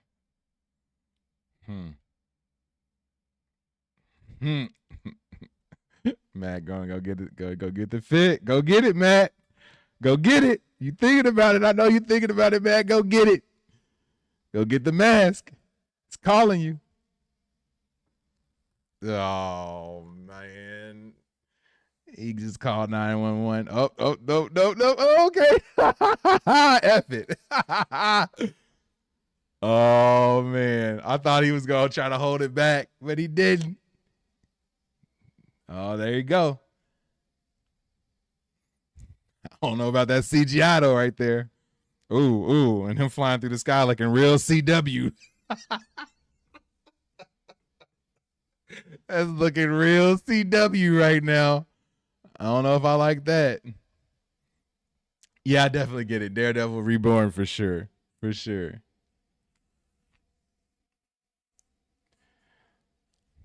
So Muse got the girl though, huh? Oh yeah, you know Fisk gonna throw that white suit on at some point. That's definitely coming.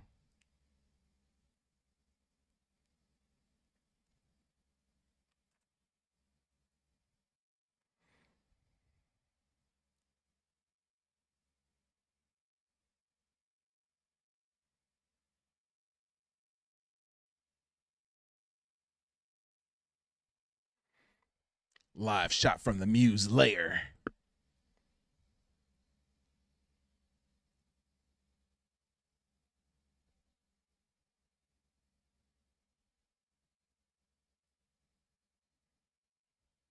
See, I like kind of the horror vibes that they're going for right here. They need to keep that going. I wish we'd got more Muse like earlier in the show too.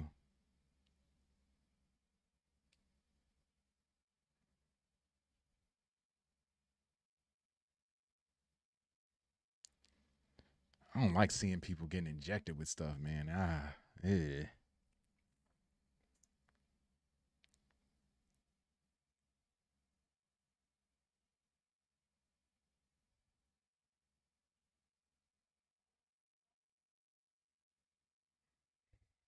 What was that?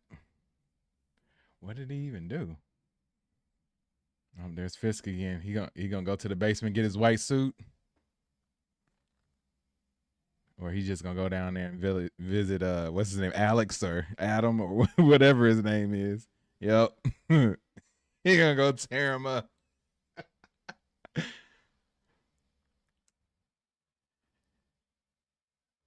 Here to dish out some more punishment. It's not something that I like to do, but it's something that I feel I must do. I have a need. I have a craving. I have a feeling it needs to be satiated. I can't spell satiated, but I can use the word. But he come down there with an axe. Oh, man.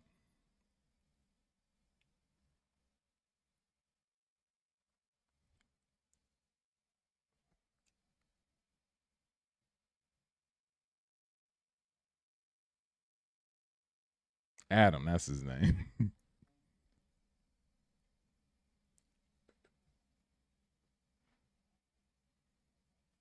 Got the old school skeleton key, too.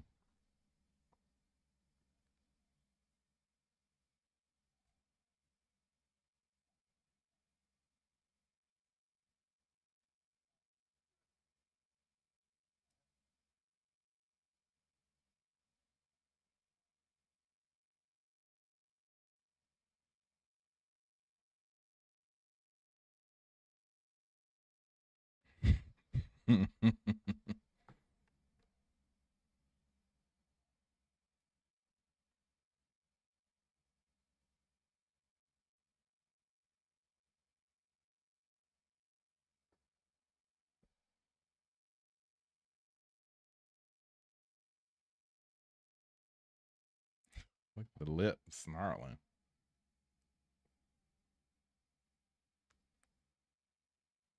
So he gave him the axe? He wanted him to come at him?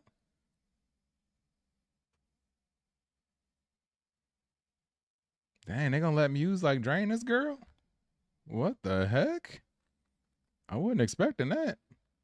Usually the Daredevil or the hero would have swept in before they even got the needle in, but draining her out already.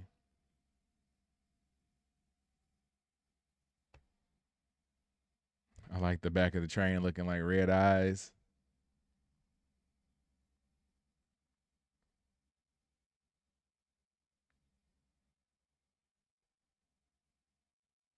Yep.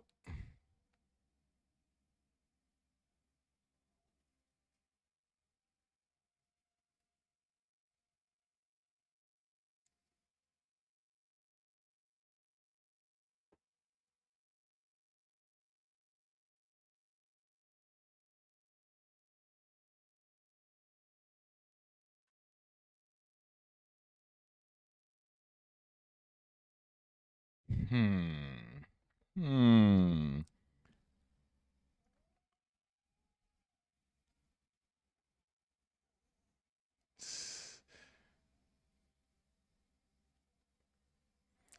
So I'm gonna call it here right now. Daredevil is gonna eliminate this dude, and he gonna X this dude out, and Fisk is gonna do the same thing to cement that these are new versions of these characters.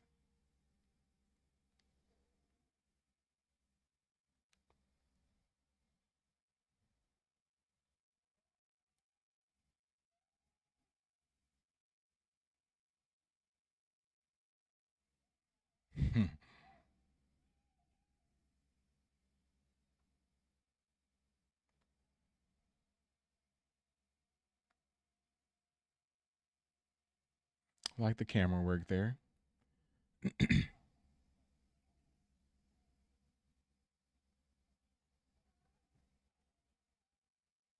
Dang.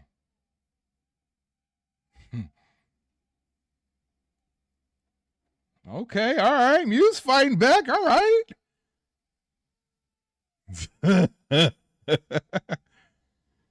Oh. Oh. Oh. Okay. We getting rough. We getting rough right now. Dang. Got the Kingpin with the double hand punch.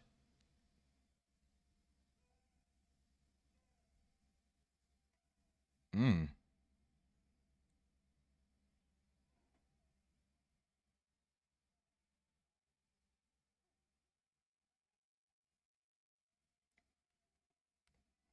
Mm. Mm. All right.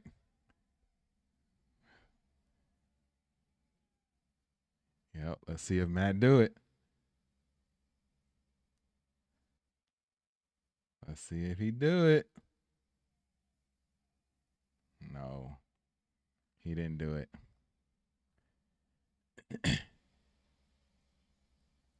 Man, you gotta stop to do CPR.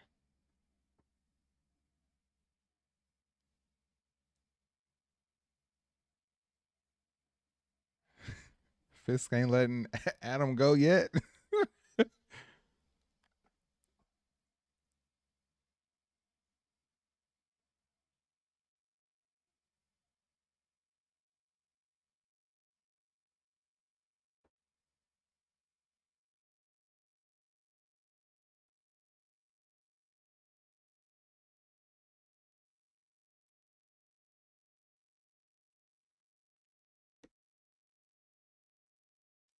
I'm guessing Fisk feels better about himself now, huh?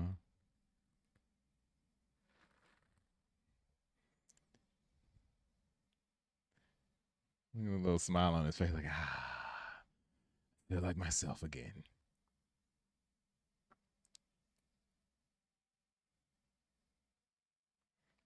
They got him sitting in the light. He looked like he just he looked like he just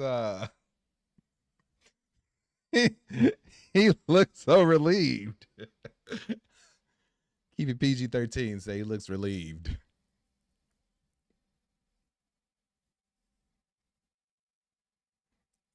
He gonna turn around and Mew's gonna be gone. Where? So we just gonna leave it like that?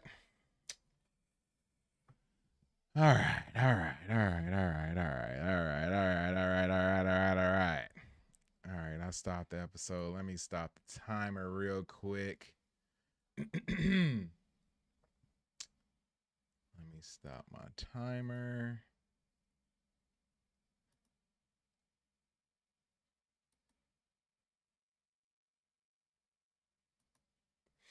All right. So that was episode 6. Yeah, I got to rub the beard on this one, trying to figure out how I feel. How would I rate it? I'll let you go first, Ryan. What do you think, man? What did you think of the episode? What would you rate the episode? I gotta think on this one a little bit. I definitely have 2 numbers that I'm floating between. It says, okay, I think the first episode was like a post-credit scene. That's a perfect way of describing it.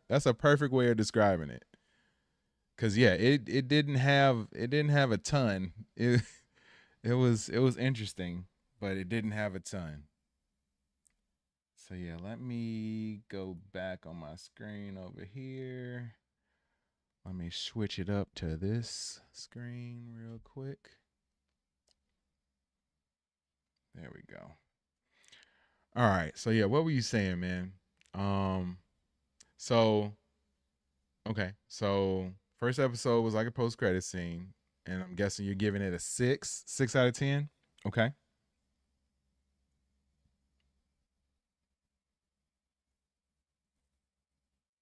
Maybe a 6.5. Okay. I do my stuff on a 5-point scale. So like 0 being the worst show ever, 5 being the greatest thing you've ever seen in your life. So yeah, first episode, I would have to give it a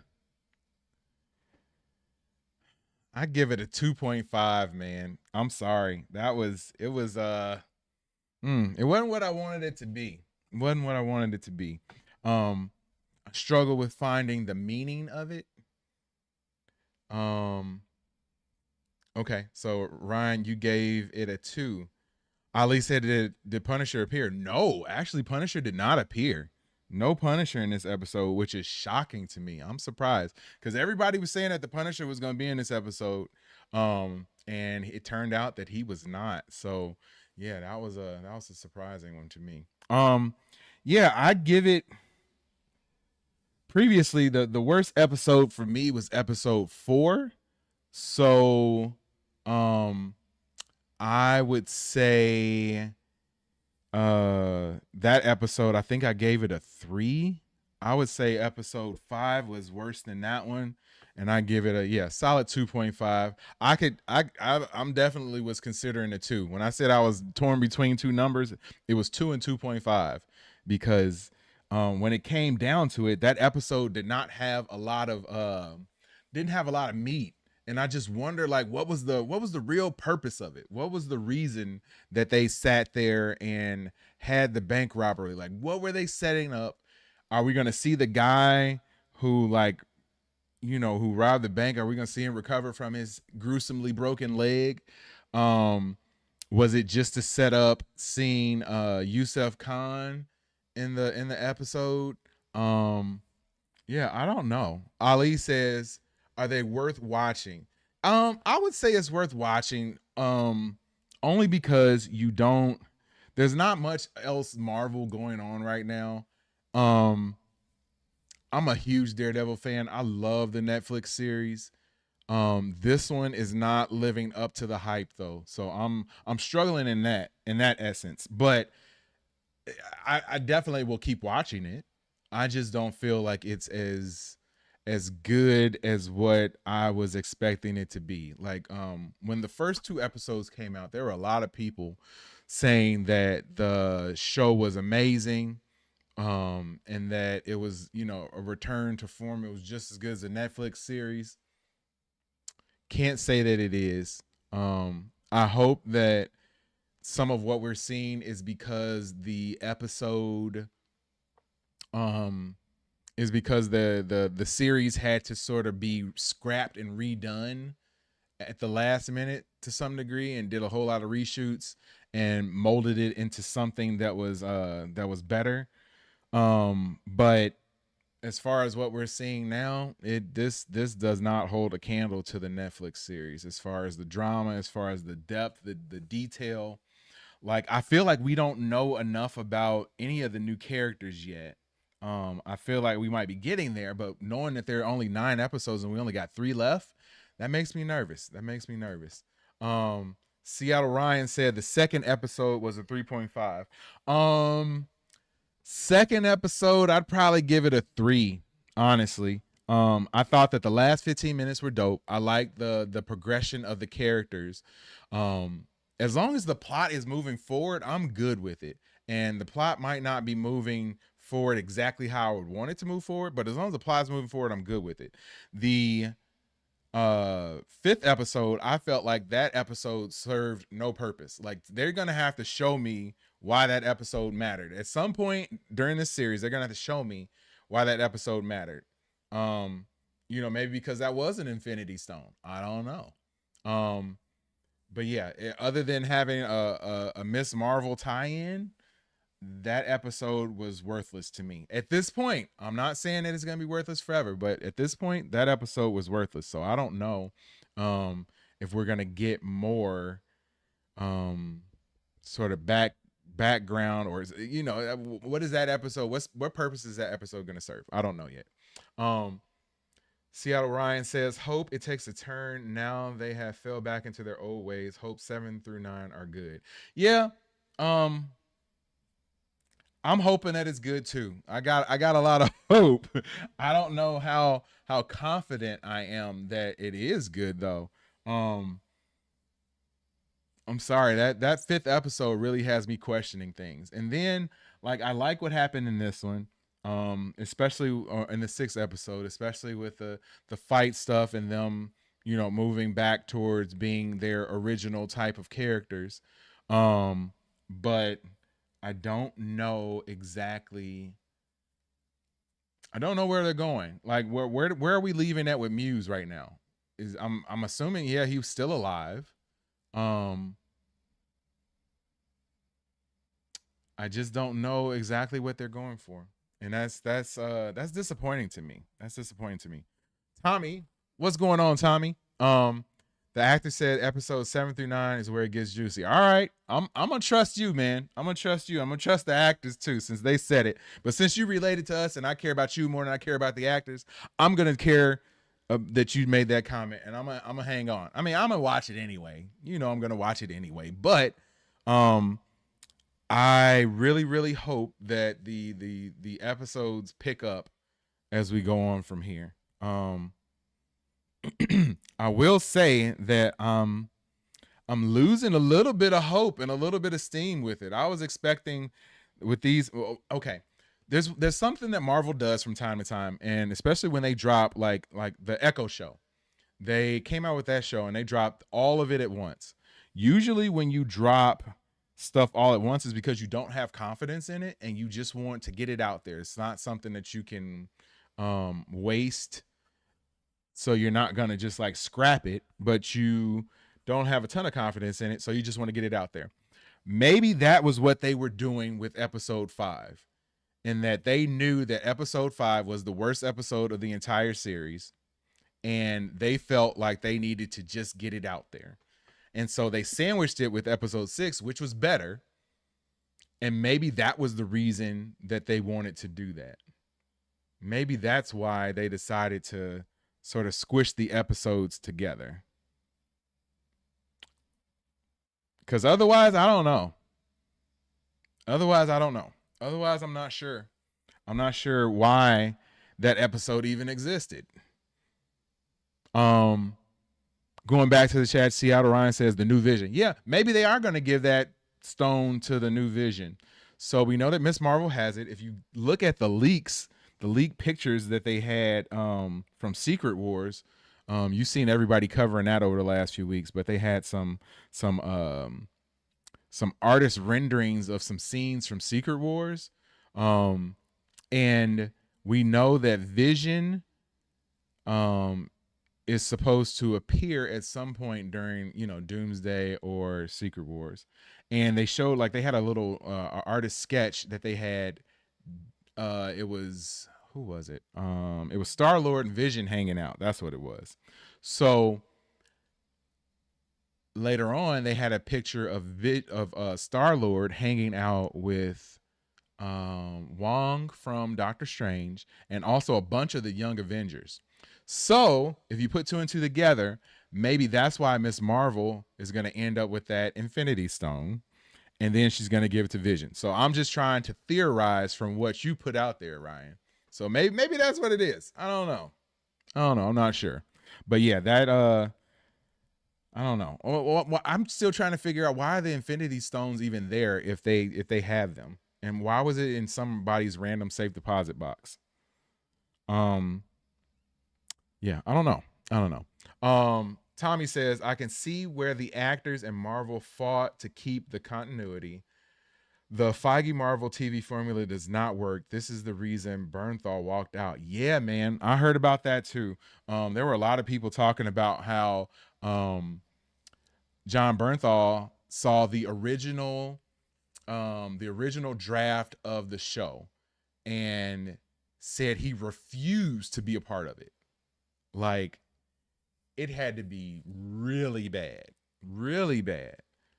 So yeah, I'm glad that they decided to change course. I'm glad that they decided to sort of scrap what they had and turn it into something better. So I'm hoping that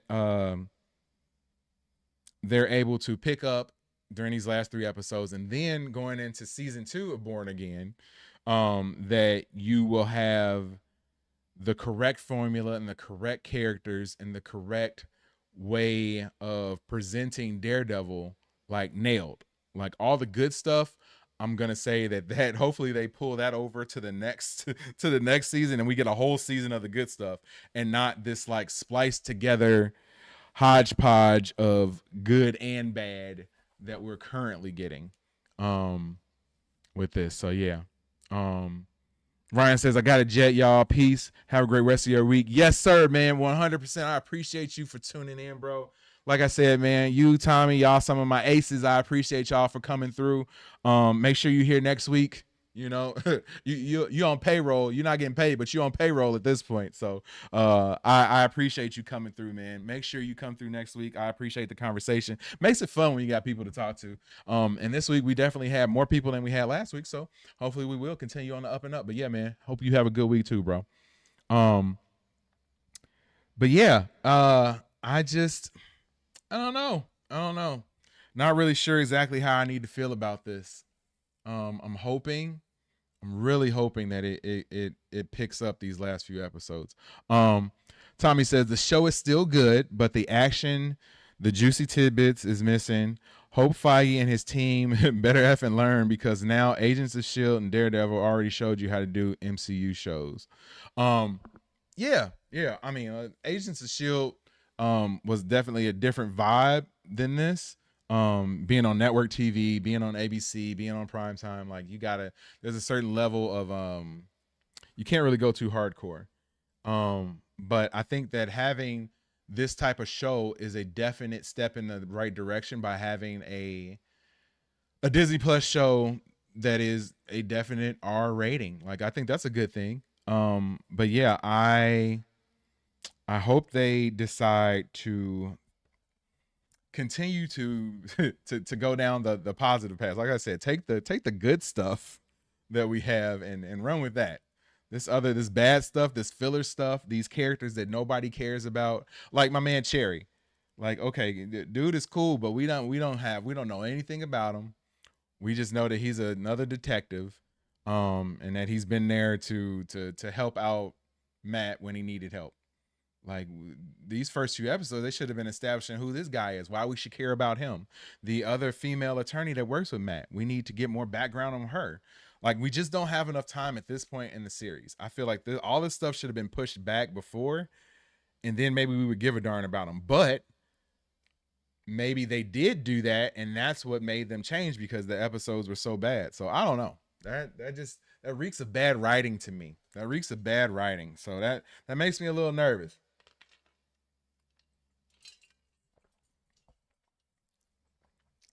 Tommy said, but they still did with that. That's how good it was. Hope they knock it out of the park 7 through 9. Yeah, I do too. They have the right vibes at certain points. They need to leave the CW action scenes alone. Like that, the flying through the air. They don't have the they're not using the budget necessary to make that stuff look really good. So when you do that and try to do it on a lower budget level, you come across looking like the CW, and that's not what anybody wants to see. So I mean, just keep it grounded. Like the Netflix show never did any of that stuff, and it was great. Like, you don't have to have him flying through the air, running across rooftops and stuff. Especially when you're gonna have him running across the rooftops in the dark and you can barely see it and it looks bad. It's not a good combination. So yeah, I really hope that they decide to run with the stuff that made the original Netflix series great, which is deep character development and giving us characters that we care about and that we want to continue to care about, spliced in with grounded hardcore action. We got the hardcore action in this episode. At the end of episode 6, that last 15 minutes, that was hardcore. That's what we want to see. That's what we want. We don't need some of the other stuff. Like I said, we don't have to have them flying through the air. But yeah, so going back, finally, summing it up. On my scale of 1 to 5, I would have to give episode 5 a 2.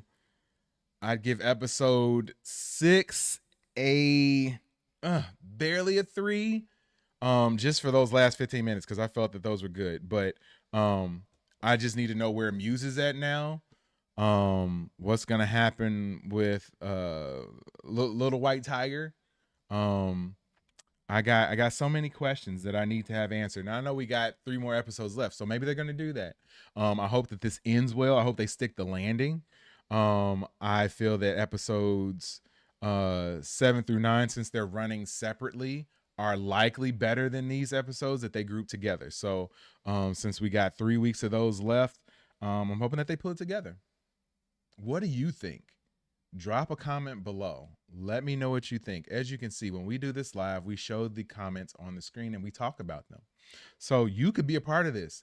Every week we do Daredevil Born Again live stream watch party, starting at 7:30 p.m. Central Time, 8:30 p.m. Eastern Time. And then when the episode drops at 8 p.m. Central Time, 9 p.m. Eastern, then we watch the show together, talk about it the entire time, and then we come back and do one of these to recap. So don't be a stranger. Make sure you check it out. My name is JD. I appreciate you for stopping by. I will see you when I see you. Peace. All right. Tommy says 3.5 for 5 and 6 at 3.9. I like 3.9. I usually try to keep it to like half and whole numbers, but yeah, I don't think that it was, in my opinion, it just wasn't that good. I definitely think episode 6 was much better though. Much better. But yeah. We got Get Leaked in the chat, said, yo, just joined. Hey man, I appreciate you for stopping by. If this is your first time at the channel, I appreciate you for coming by. Thanks for hitting the subscribe button. Or I need you to hit that subscribe button. I need you to hit that like button too. We do these live streams every week. So we just finished watching the episode. I hope you watched it too. We are talking about it now. So if you did, what did you think of the episode? Let me know. Let me know. Oh, I guess you did watch it. Okay. It says it's not bad, but they keep saying there were reshoots, but they're hardly adding anything. Episode 5 was definitely from the old episodes. Yes. 100%. If you get a chance, go back and listen to the stuff that we were saying, the last 15 or 20 minutes. But yeah, episode 5 like served no purpose. Like there was, no apparent purpose. I don't know. I don't know if it's gonna, affect things later down the line, but yeah, that was definitely just it didn't fit with the rest of the episode. It didn't fit with the vibe. And like in episode 6 was definitely more hardcore, even more of a horror aspect to it. And then you had this random episode 5 with a bank robber and, Mr. Khan on there lightening the mood, making us think about Miss Marvel, which was a good show, but definitely not this type of vibe. But yeah, it was different. It was different. And to me, not in a good way. Not different in a good way at all. I need more of the end of episode 6 for episodes 7 through 9. I need a lot more of that. I do like how Daredevil and Kingpin are reverting to their old ways. If I had to ask one question though, well, I got 2 questions. Where's Muse at? What's happening with him? And then if Muse or if the baby white tiger who was bleeding out, if she wasn't on that table, would Matt have kept going and have eliminated Muse right then and there? Like that's my question. I think that's an interesting question because I feel like if she wasn't there, he was gonna do it. And if that's the case, what's the difference between him and Fisk? That's my question. Because Fisk was beating up Alex or Adam. I keep wanting to call him Alex. He was beating up Adam and he threw him back in the cage at the end. He didn't eliminate him. And I feel as though Matt would have taken out Muse if he could, just because he has so much of that pent up anger in him and he's willing to cross that line. So maybe in episode 7 through 9, we're going to get that more of that conundrum for him. And if he's going to wonder, or if he's going to finally decide to actually like do that, because, when there was Bullseye was on the roof, he threw him off the roof. And the only reason that Bullseye survived is because he had that operation that had some stuff injected into him. So that made his body resistant to falls and stuff like that. So yeah, he was willing to eliminate somebody then. So yeah, Matt is definitely over the edge at this point. Get Leak says, I don't know though, because Fisk didn't kill the other guy. They're both holding back at the end of the day because they're scared to revert to their old selves. Yeah. I think that they're inching that way. They're getting closer and closer to going back to their old selves. My question is, are they going to make it there by the end of the season? And if so, what is that going to mean for their characters? Fisk, in my opinion, he can't go back. If he still wants to be mayor, like he can't go back. I think that he was barking up the right tree with the crew that he had though, because he can have them go out and do his dirty work. Like to me, but I don't know if that, okay. He's going to have them do the dirty work and then he's going to go back home and beat up on Adam more. So that way he can get the best of both worlds, because he can't beat up anybody in public and still be mayor. So I'm guessing that that's going to be his idea at this point.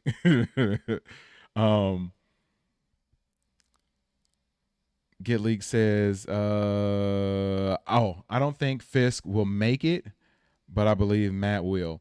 Are you saying like make it like alive, or do you mean like make it to reverting back to their old self? If you're saying reverting back, I think that both of them will. I think Matt is gonna get to a point where he goes over the deep end, and then something or someone, probably Karen, is gonna be there to help bring him back, because he's gonna have to be brought back. I think something's gonna happen. Maybe in this next episode, like something major is gonna happen, or a lot of the I guess Charlie Cox, the actor that plays Daredevil, said that episode 8 is one of his favorite episodes too. So maybe something major happens in that episode where he goes over the line, you know. Gilly says, I don't think Fisk will revert. Okay. Yeah, I don't think he will either. I think he's gonna try to ride the line. I think he's gonna use his Punisher group as his force to do his dirty work on the outside, but then he's also going to be doing some things behind the scenes. Like he don't have that torture chamber dungeon for nothing. Adam isn't going to be the only person who's going to experience the dungeon. Safe to say. If you are watching right now, we just finished watching Daredevil Born Again episodes 5 and 6.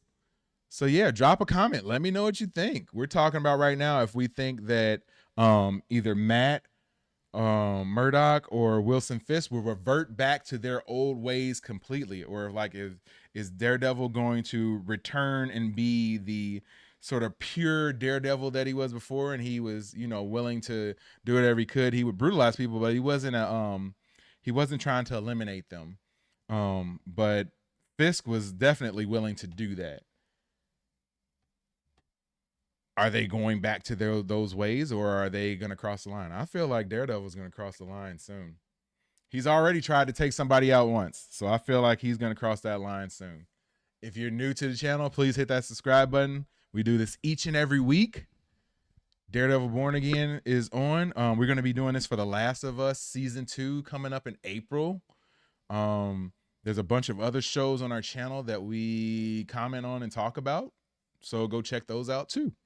But yeah, it's definitely interesting, man. It's definitely interesting. I don't as far as my excitement level goes for the show, on a scale of 1 to 5, since I always do a 5 scale, and we're just doing for episodes 7 through 9, my excitement level is probably at a very reserved 3.5. 3.5 right now.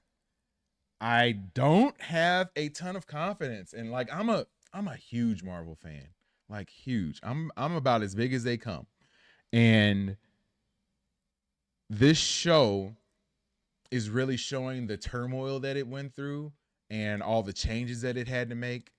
So I'm not very hopeful for the rest of this season. I'm hopeful that this season 2 that is filming now is more cohesive, has more of the elements that are good from this show and not as many of the elements that are bad. I hope they take the feedback that they're getting from people like me, from new rock stars, from Screen Rant, from everybody, from Nerd Riot, like all of those channels are saying pretty much the same things. So I hope they take this feedback constructively and give us a show that we want, and give us a show with the characters that we also like. Especially, you know, I think it's doing good right now, considering that Karen Page isn't in it and you killed off Foggy. Like that's a huge blow. That's a huge blow to the show, because those are characters that those were almost just as much as Daredevil and Matt. We cared about Karen. We care about Foggy, and for Foggy to already be gone, and then Karen to be MIA completely because she's still dealing with all this stuff. And I know that's because in real life, because the actress was only brought on to film things at the very end, so they were only able to get a little bit done. I'm hoping that we get some Karen at the end of this episode or at the end of this season, and then next season that we get a bunch of her, because she's a character that we care about, for sure. And it makes me nervous though that they're gonna go down a path where they're not gonna be able to bring her back. But we know that she's coming back for season 2. I just hope it's not a short cameo like what we're getting so far.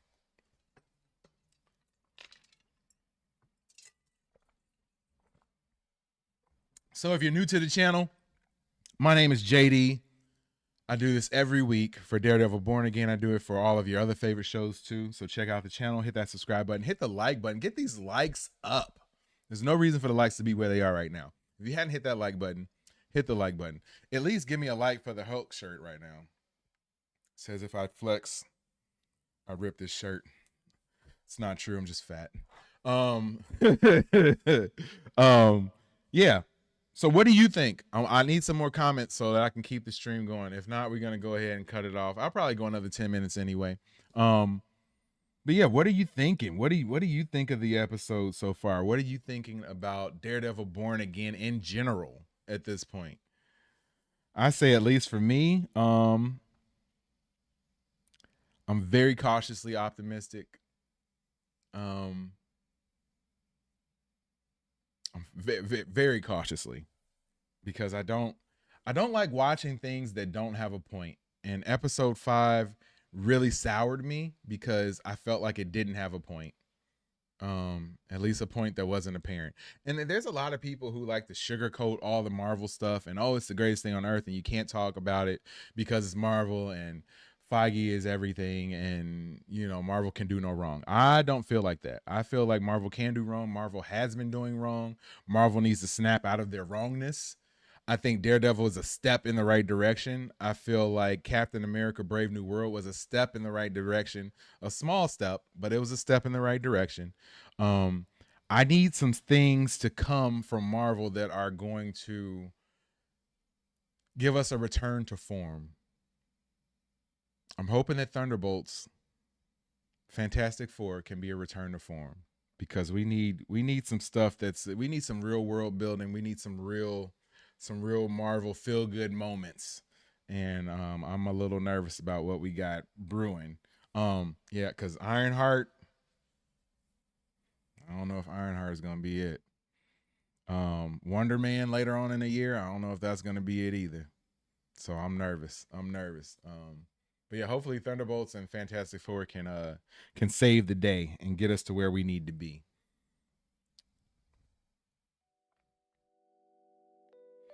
All right. Well, I am going to wrap it up and call this a stream. If we get some more people commenting, I see we got some more viewers right now. Thanks for tuning in. If you got some remarks on the show, the episodes 5 and 6, I will hang around for a little bit, but if not, I'm gonna go ahead and cut the stream on off. But yeah, like I've said many times before, I think that this was a solid, no, I won't say solid. It was a less than solid episode. I think that episode 6 was definitely better than episode 5. And episode 5 left a lot to be desired. Like straight up left a whole lot to be desired. So I'm hoping we get more of what happened in episode 6 than what happened in episode 5 as we move forward through the rest of the show. Yeah, so that's pretty much it. I appreciate you guys so much for checking out this stream. Had our biggest turnout yet. I'm very grateful for that. I am going to ask you, if you are watching this on the replay, please hit the like button, hit the subscribe button. Those things help our channel so much.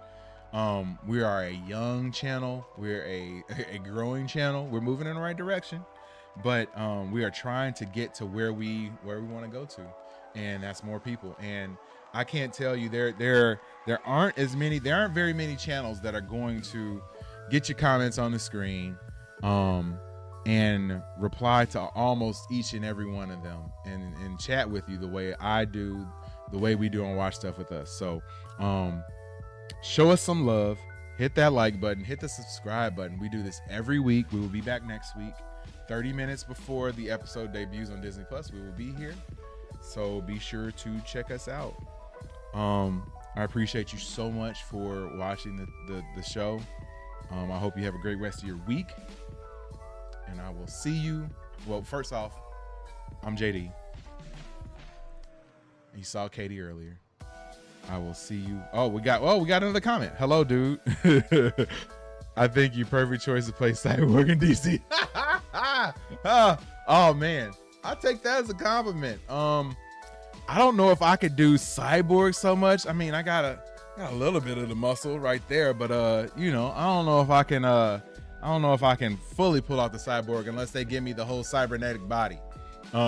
We haven't done a ton of DC talk recently, but if you're a DC fan, we watched all of the Penguin series, and I had live streams for that, so you can go back and on the channel and check it out. And if you're gonna drop a comment, you got to do two things for me, Bloody Body. You got to do two things for me. You got to hit that like button. You got to subscribe to the channel, because we will be back next week to do the same thing and to be here. So maybe if you can get on earlier, you can be on the live stream with us. We talk about the episode the entire time while it's going on.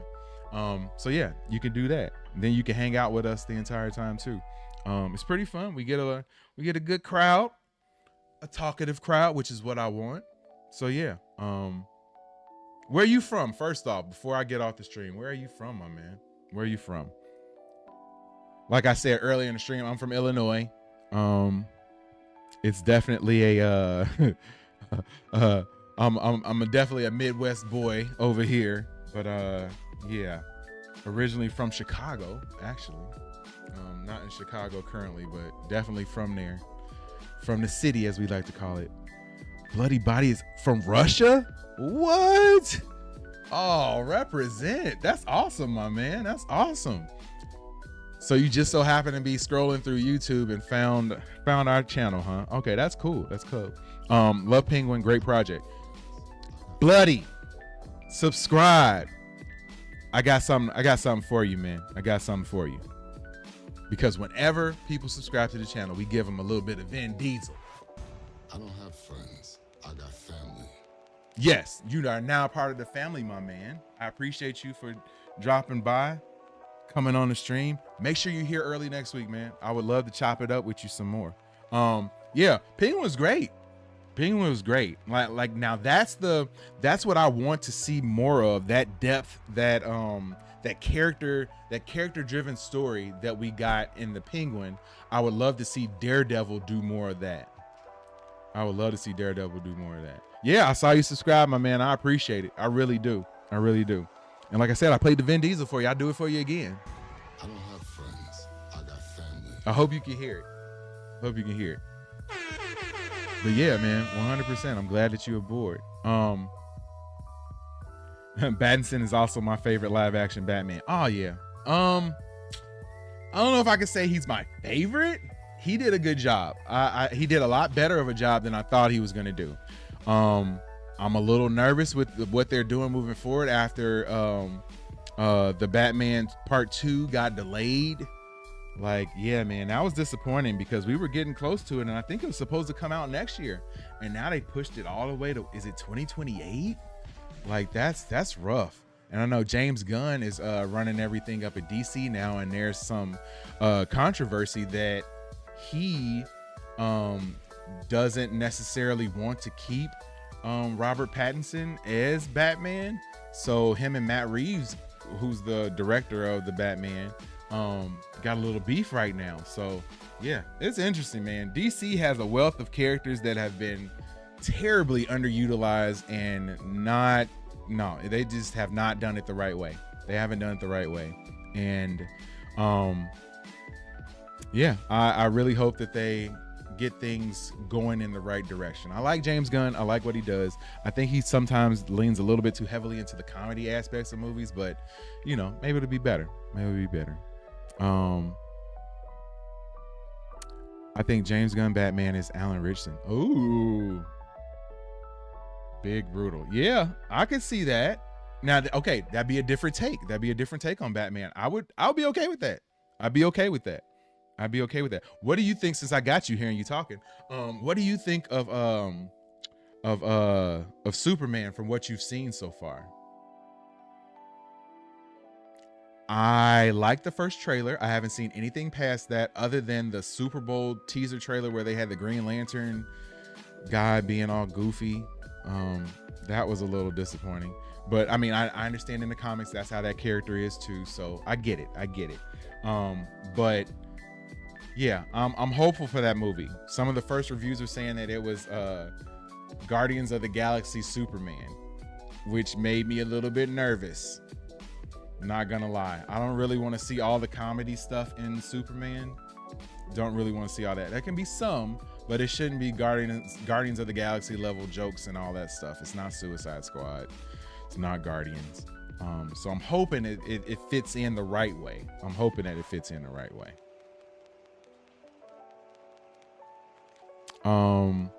David is so great. I like friendly and good Superman. Yeah, Corn Sweat, he looks like he looks the part of Superman. I'll give him that. Super tall too, which is interesting.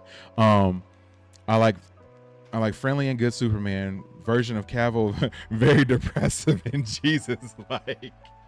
Depressive, sad, and Jesus-like. I love that. I love that. Yeah, he was definitely a little down. I thought that if his version was written a little bit differently, I thought that, okay, I don't think that Henry Cavill was the problem. I don't think that he was the problem with that version of Superman. I think the writing of that version of Superman was exactly what you said. Depressive, sad. Yeah. So yeah, I'm hopeful for it. I'm gonna give it a chance. I need to see those first reviews. Odds are I'm gonna go see it, only because I go see all of that stuff. Like no matter what, I go check it out. So I'll end up watching it, but it does make me a little nervous hearing some of the early reviews. So I'm hoping that it's better.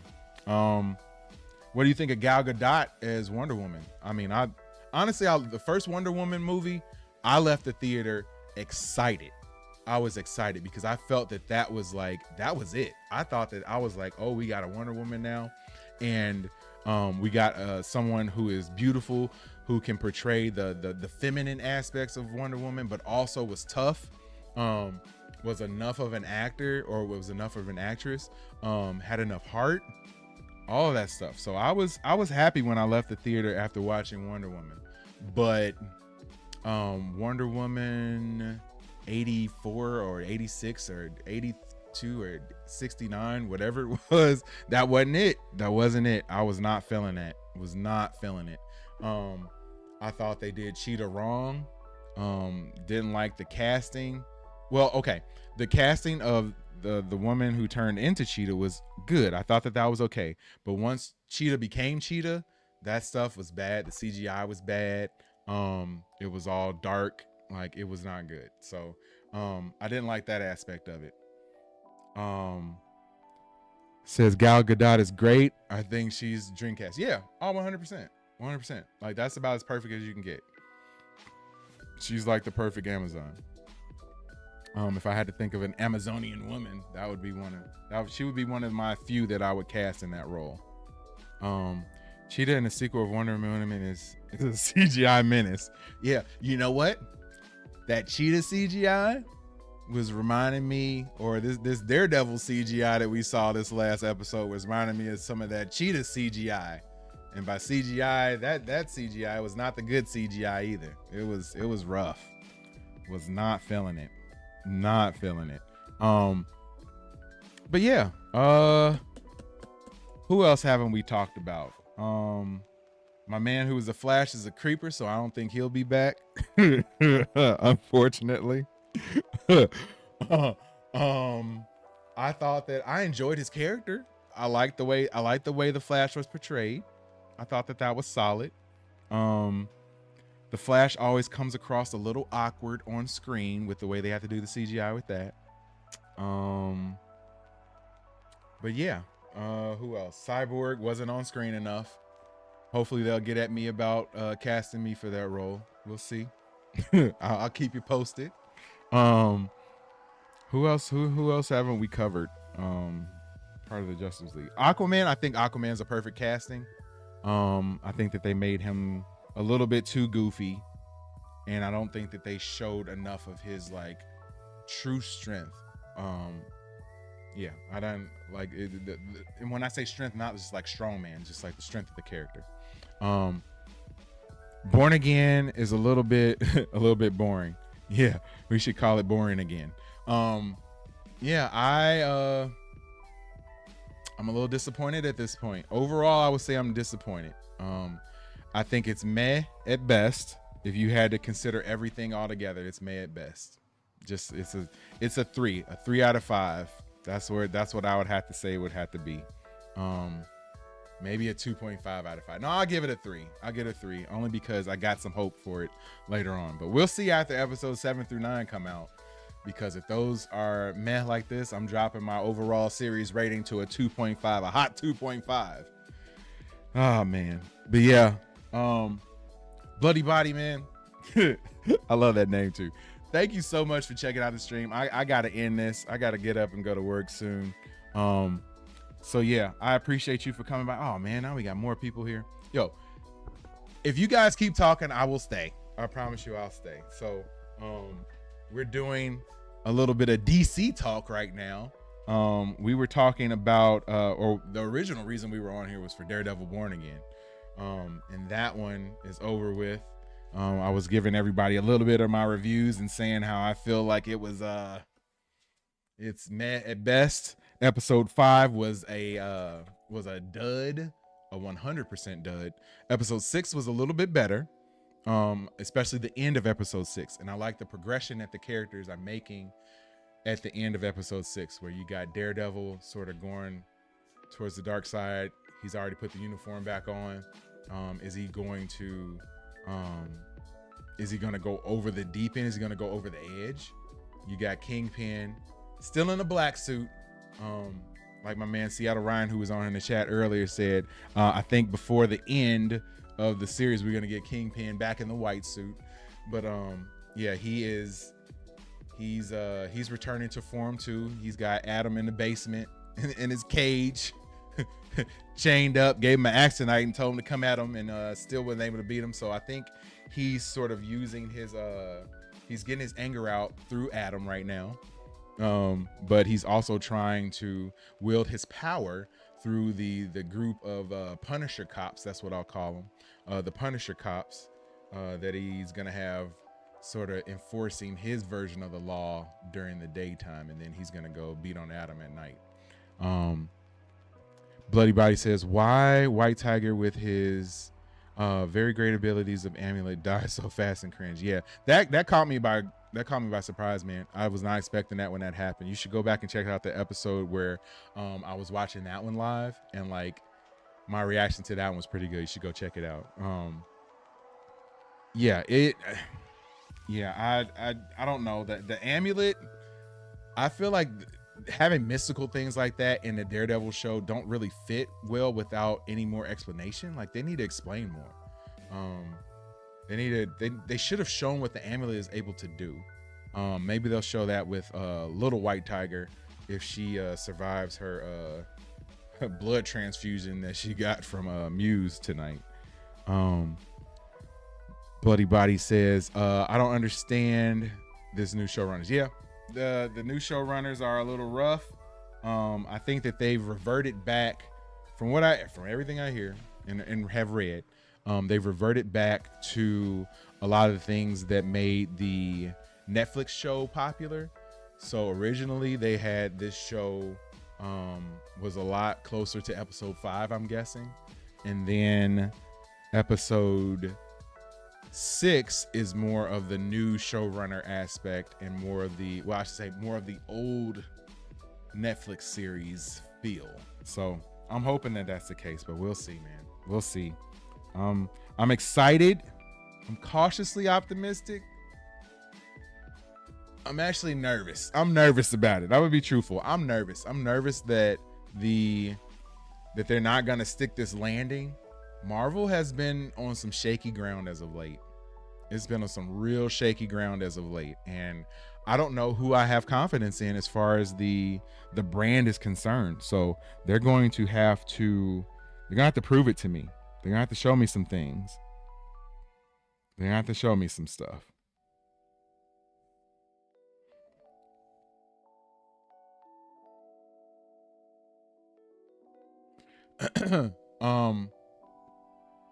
Bloody says, one of the problems with the series is that Daredevil doesn't feel like a part of the larger universe. It's hard to believe that he walks on the same earth with Groot, Rocket, and others. Yeah, man. I think that's one of the issues that Marvel has struggled with. I think that you can have these characters sort of roam the same earth, but the power sets are so different, the power levels are so different. I think the only way to tie somebody like Daredevil into the larger universe is via somebody else who's relatively grounded. So like all the comparisons, and like we've already seen Spider-Man or we've already seen Matt Murdock in the Spider-Man movie. I think that's a connection that we can have that makes sense. And that's a way to tie Daredevil into the larger MCU cinematic universe. But that's difficult. It's difficult to do because you don't really have an end. You don't really, with the way everything has changed so much over the last 2.5-3 years for Marvel, as they shifted things from Kang into Doctor Doom now, and how the multiverse saga has really disappeared pretty much at this point. And I know it's going to come back with everything that we have brewing with Doomsday and Secret Wars, but they really lost their focus. I think they had some dud movies come out, some dud TV shows come out, and that caused them to change exactly how they wanted to do things. And it's really hard to switch up in the middle of running down a road, and that's exactly what they tried to do. And I don't think that it worked. I think that they kind of overextended themselves too much. They wanted to try to put out everything, and that process didn't work. I think you need to put out good content. You don't need to put out more content. I think you need to put out stuff that's good. And I think Daredevil is good. It's not great, but it's good. I think Loki is great. I thought Echo was subpar. What shows am I missing?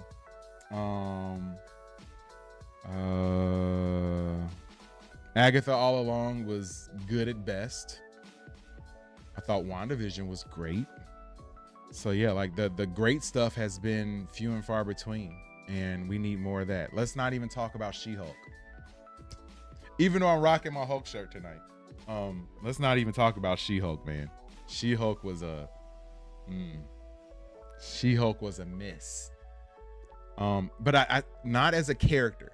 I think that the show and the series was a miss, but She-Hulk is an awesome character, and I think that you can find a way to rectify and to resolve that character arc. I think that you can save that character. You can salvage that character. You don't have to banish her to the dark dimension or anything like that. So yeah, I think that she can be saved. How they're gonna do it, I don't know. I'm not sure. Thanks for tuning in and watching though. Please hit that like button, hit the subscribe button. We are going through and talking about Daredevil Born Again, episodes 5 and 6, which aired tonight. Please let me know what you think. I got Bloody Body in here peppering me with some questions, which I love. I really appreciate it, man. By the way, do you think it is considered a bad call that Doomsday has been written on the fly? As for me, this production hell, and Disney doesn't fully understand how to flesh out all of these characters. First question, to do it on the fly. Yes, I think that's a bad idea. I think you need to have a solid idea and you need to run with it.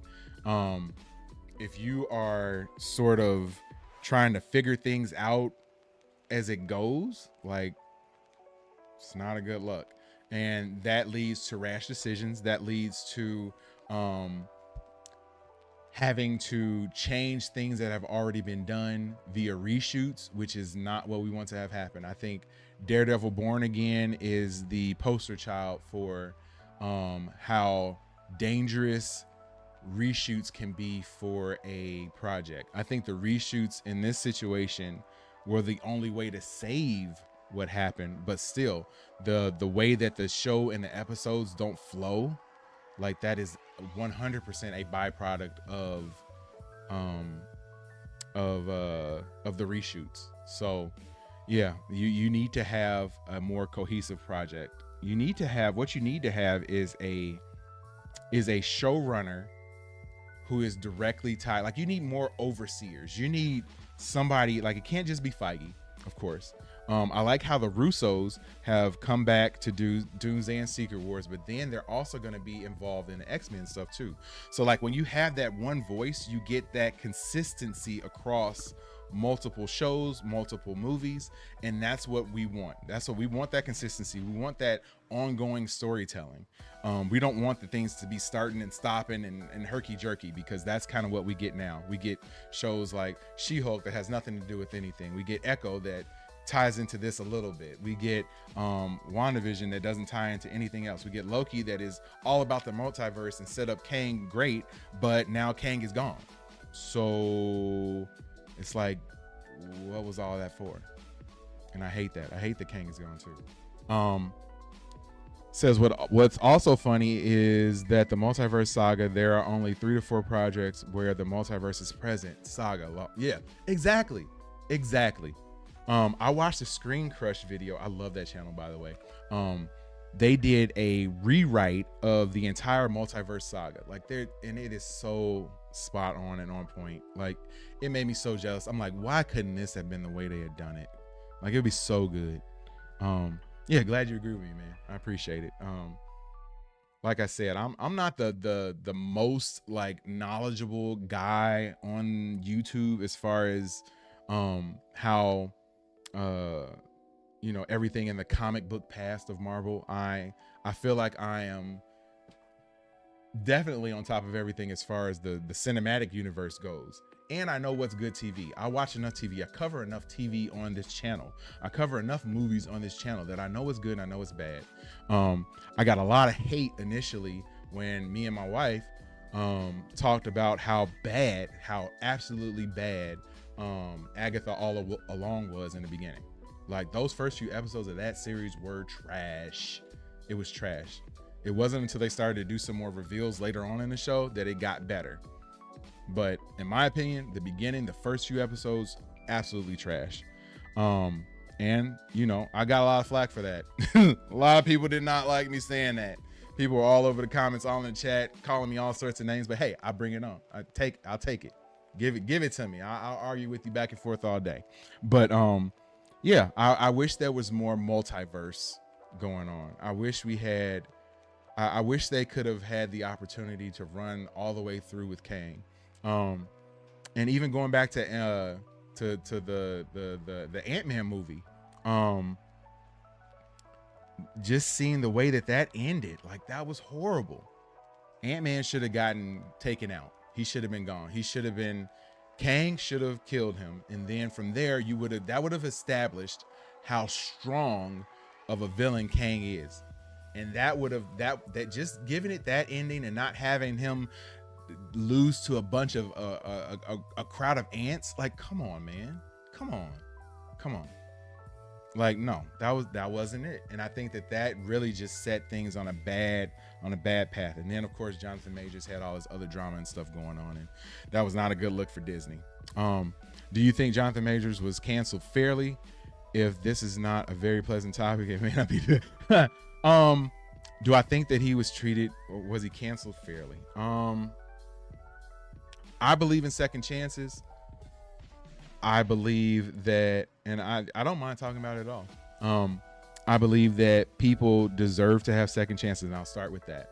I think that at this point, I think that he deserves a second chance. If we're going to talk about everything that he did in the past, no, I don't think that he was right at all. You never put your hands on a woman. I'm sorry. There's no excuse for it. Unless she's trying to harm you and kill you, That's my only reasoning for it. Or she's trying to harm your family or something like that. That's the only reason for something like that. And for him to do the things that he did to her, I think that it was a toxic relationship. I believe that she probably did things to hurt him as well. And it was obvious in the video that we saw that he was legitimately running from her. Like, he was running from her.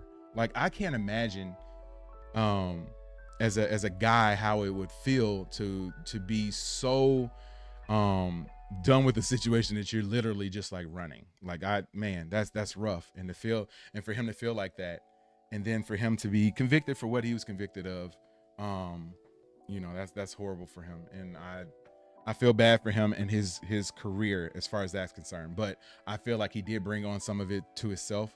He was not innocent in this situation.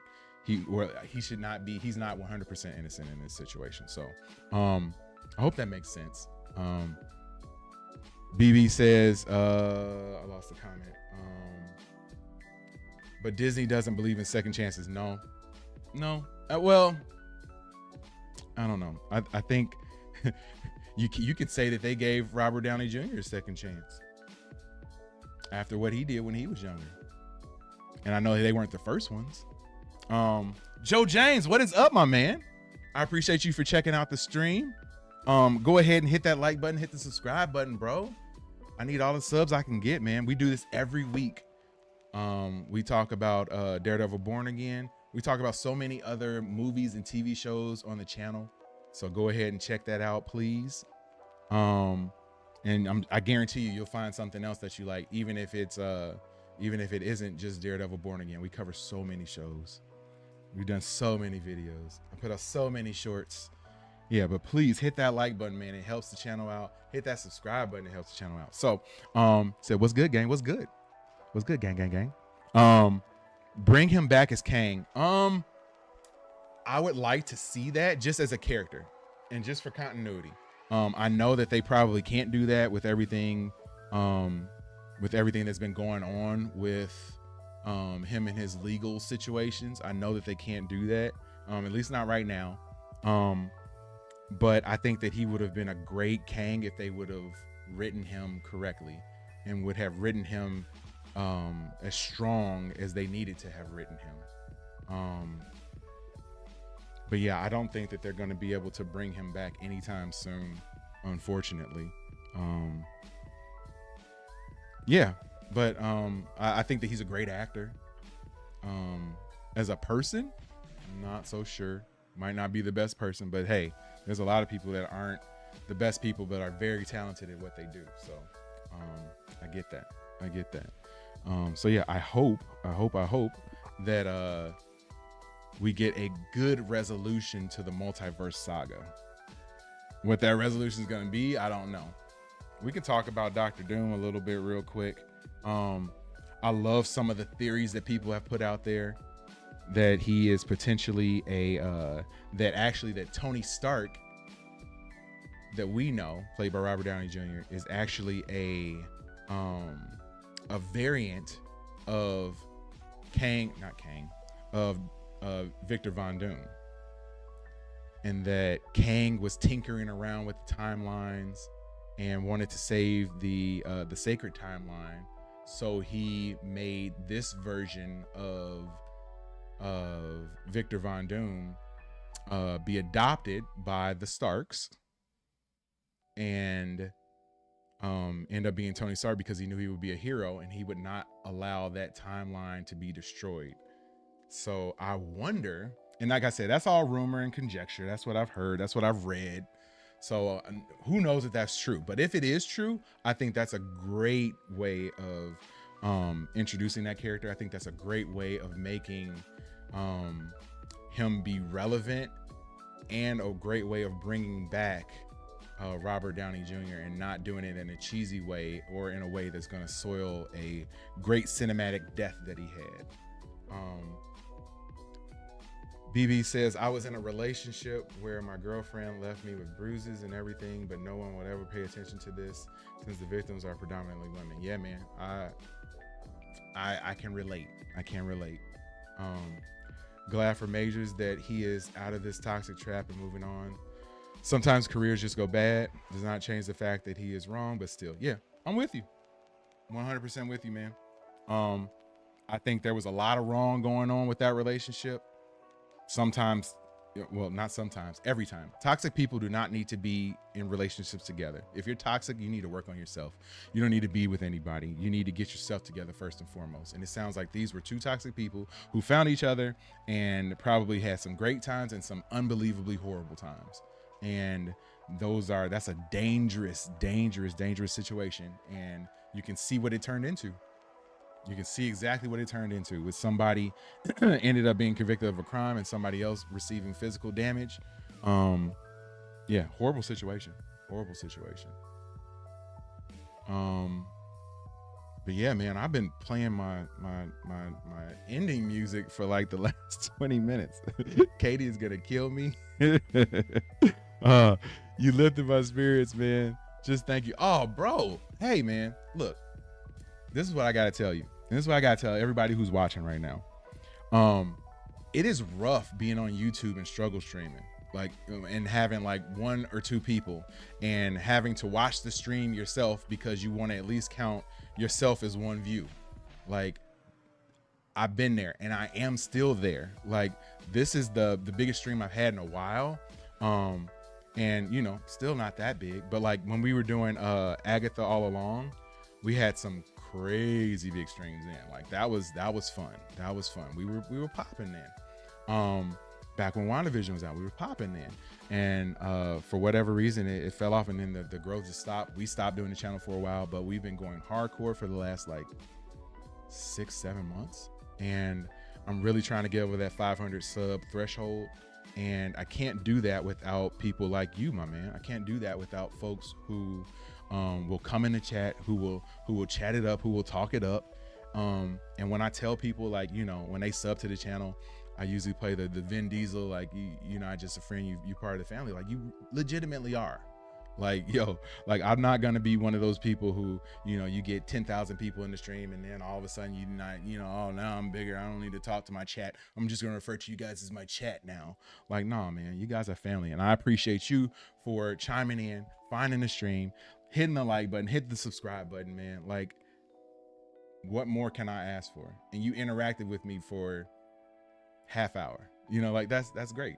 That makes all of this worth it. That makes me sitting here and doing this stuff all worth it. So as much as you talk about how I lifted your spirits, you lifted mine all the way from Russia. Almost cursed. But I don't do that on this channel. I almost said F in Russia, but that's awesome, man. That's really cool. I hope you can be here next week, because we're gonna do the same thing next week. And I'd love to chop it up with you again. So and for everybody else, Joe James, I appreciate you, my man. Seattle Ryan, who was on here, everybody who's just been on the chat representing tonight, man, I appreciate y'all. You Get Leaked, Tommy was on the chat today. Like I said, Seattle Ryan, my guy, that dude named Dave, was on the chat. Ali Ahmed was on the chat, man. Just everybody who was out here today hanging out, I appreciate you guys. And I just ask you to come back. If you haven't hit that subscribe button, please do that. If you hadn't hit that like button, please do that. Next week, I would really appreciate it if you came back and joined the chat again, and we can have fun, man. We can have fun together. Bloody says, it's clear from you that you are a bright person. I'm glad that people with common interests can find each other and share this love for something in common. 100%, man. 100%, man. Yeah, like I pride myself on being a positive person. I feel like my life is positive. There might be bad points and bad situations and stuff that happen, but I feel like my life is positive. It's a blessing just to be here. It's a blessing to do this. So I'm happy to be here, man. I'm happy to be here for everybody who wants to hang out. And I'm just looking to spread the love. If you got somebody else who might like it, man, have them tune in next week too. All right, well, I'm gonna get out of here, man. Like I said, go check out the rest of the stuff on the channel.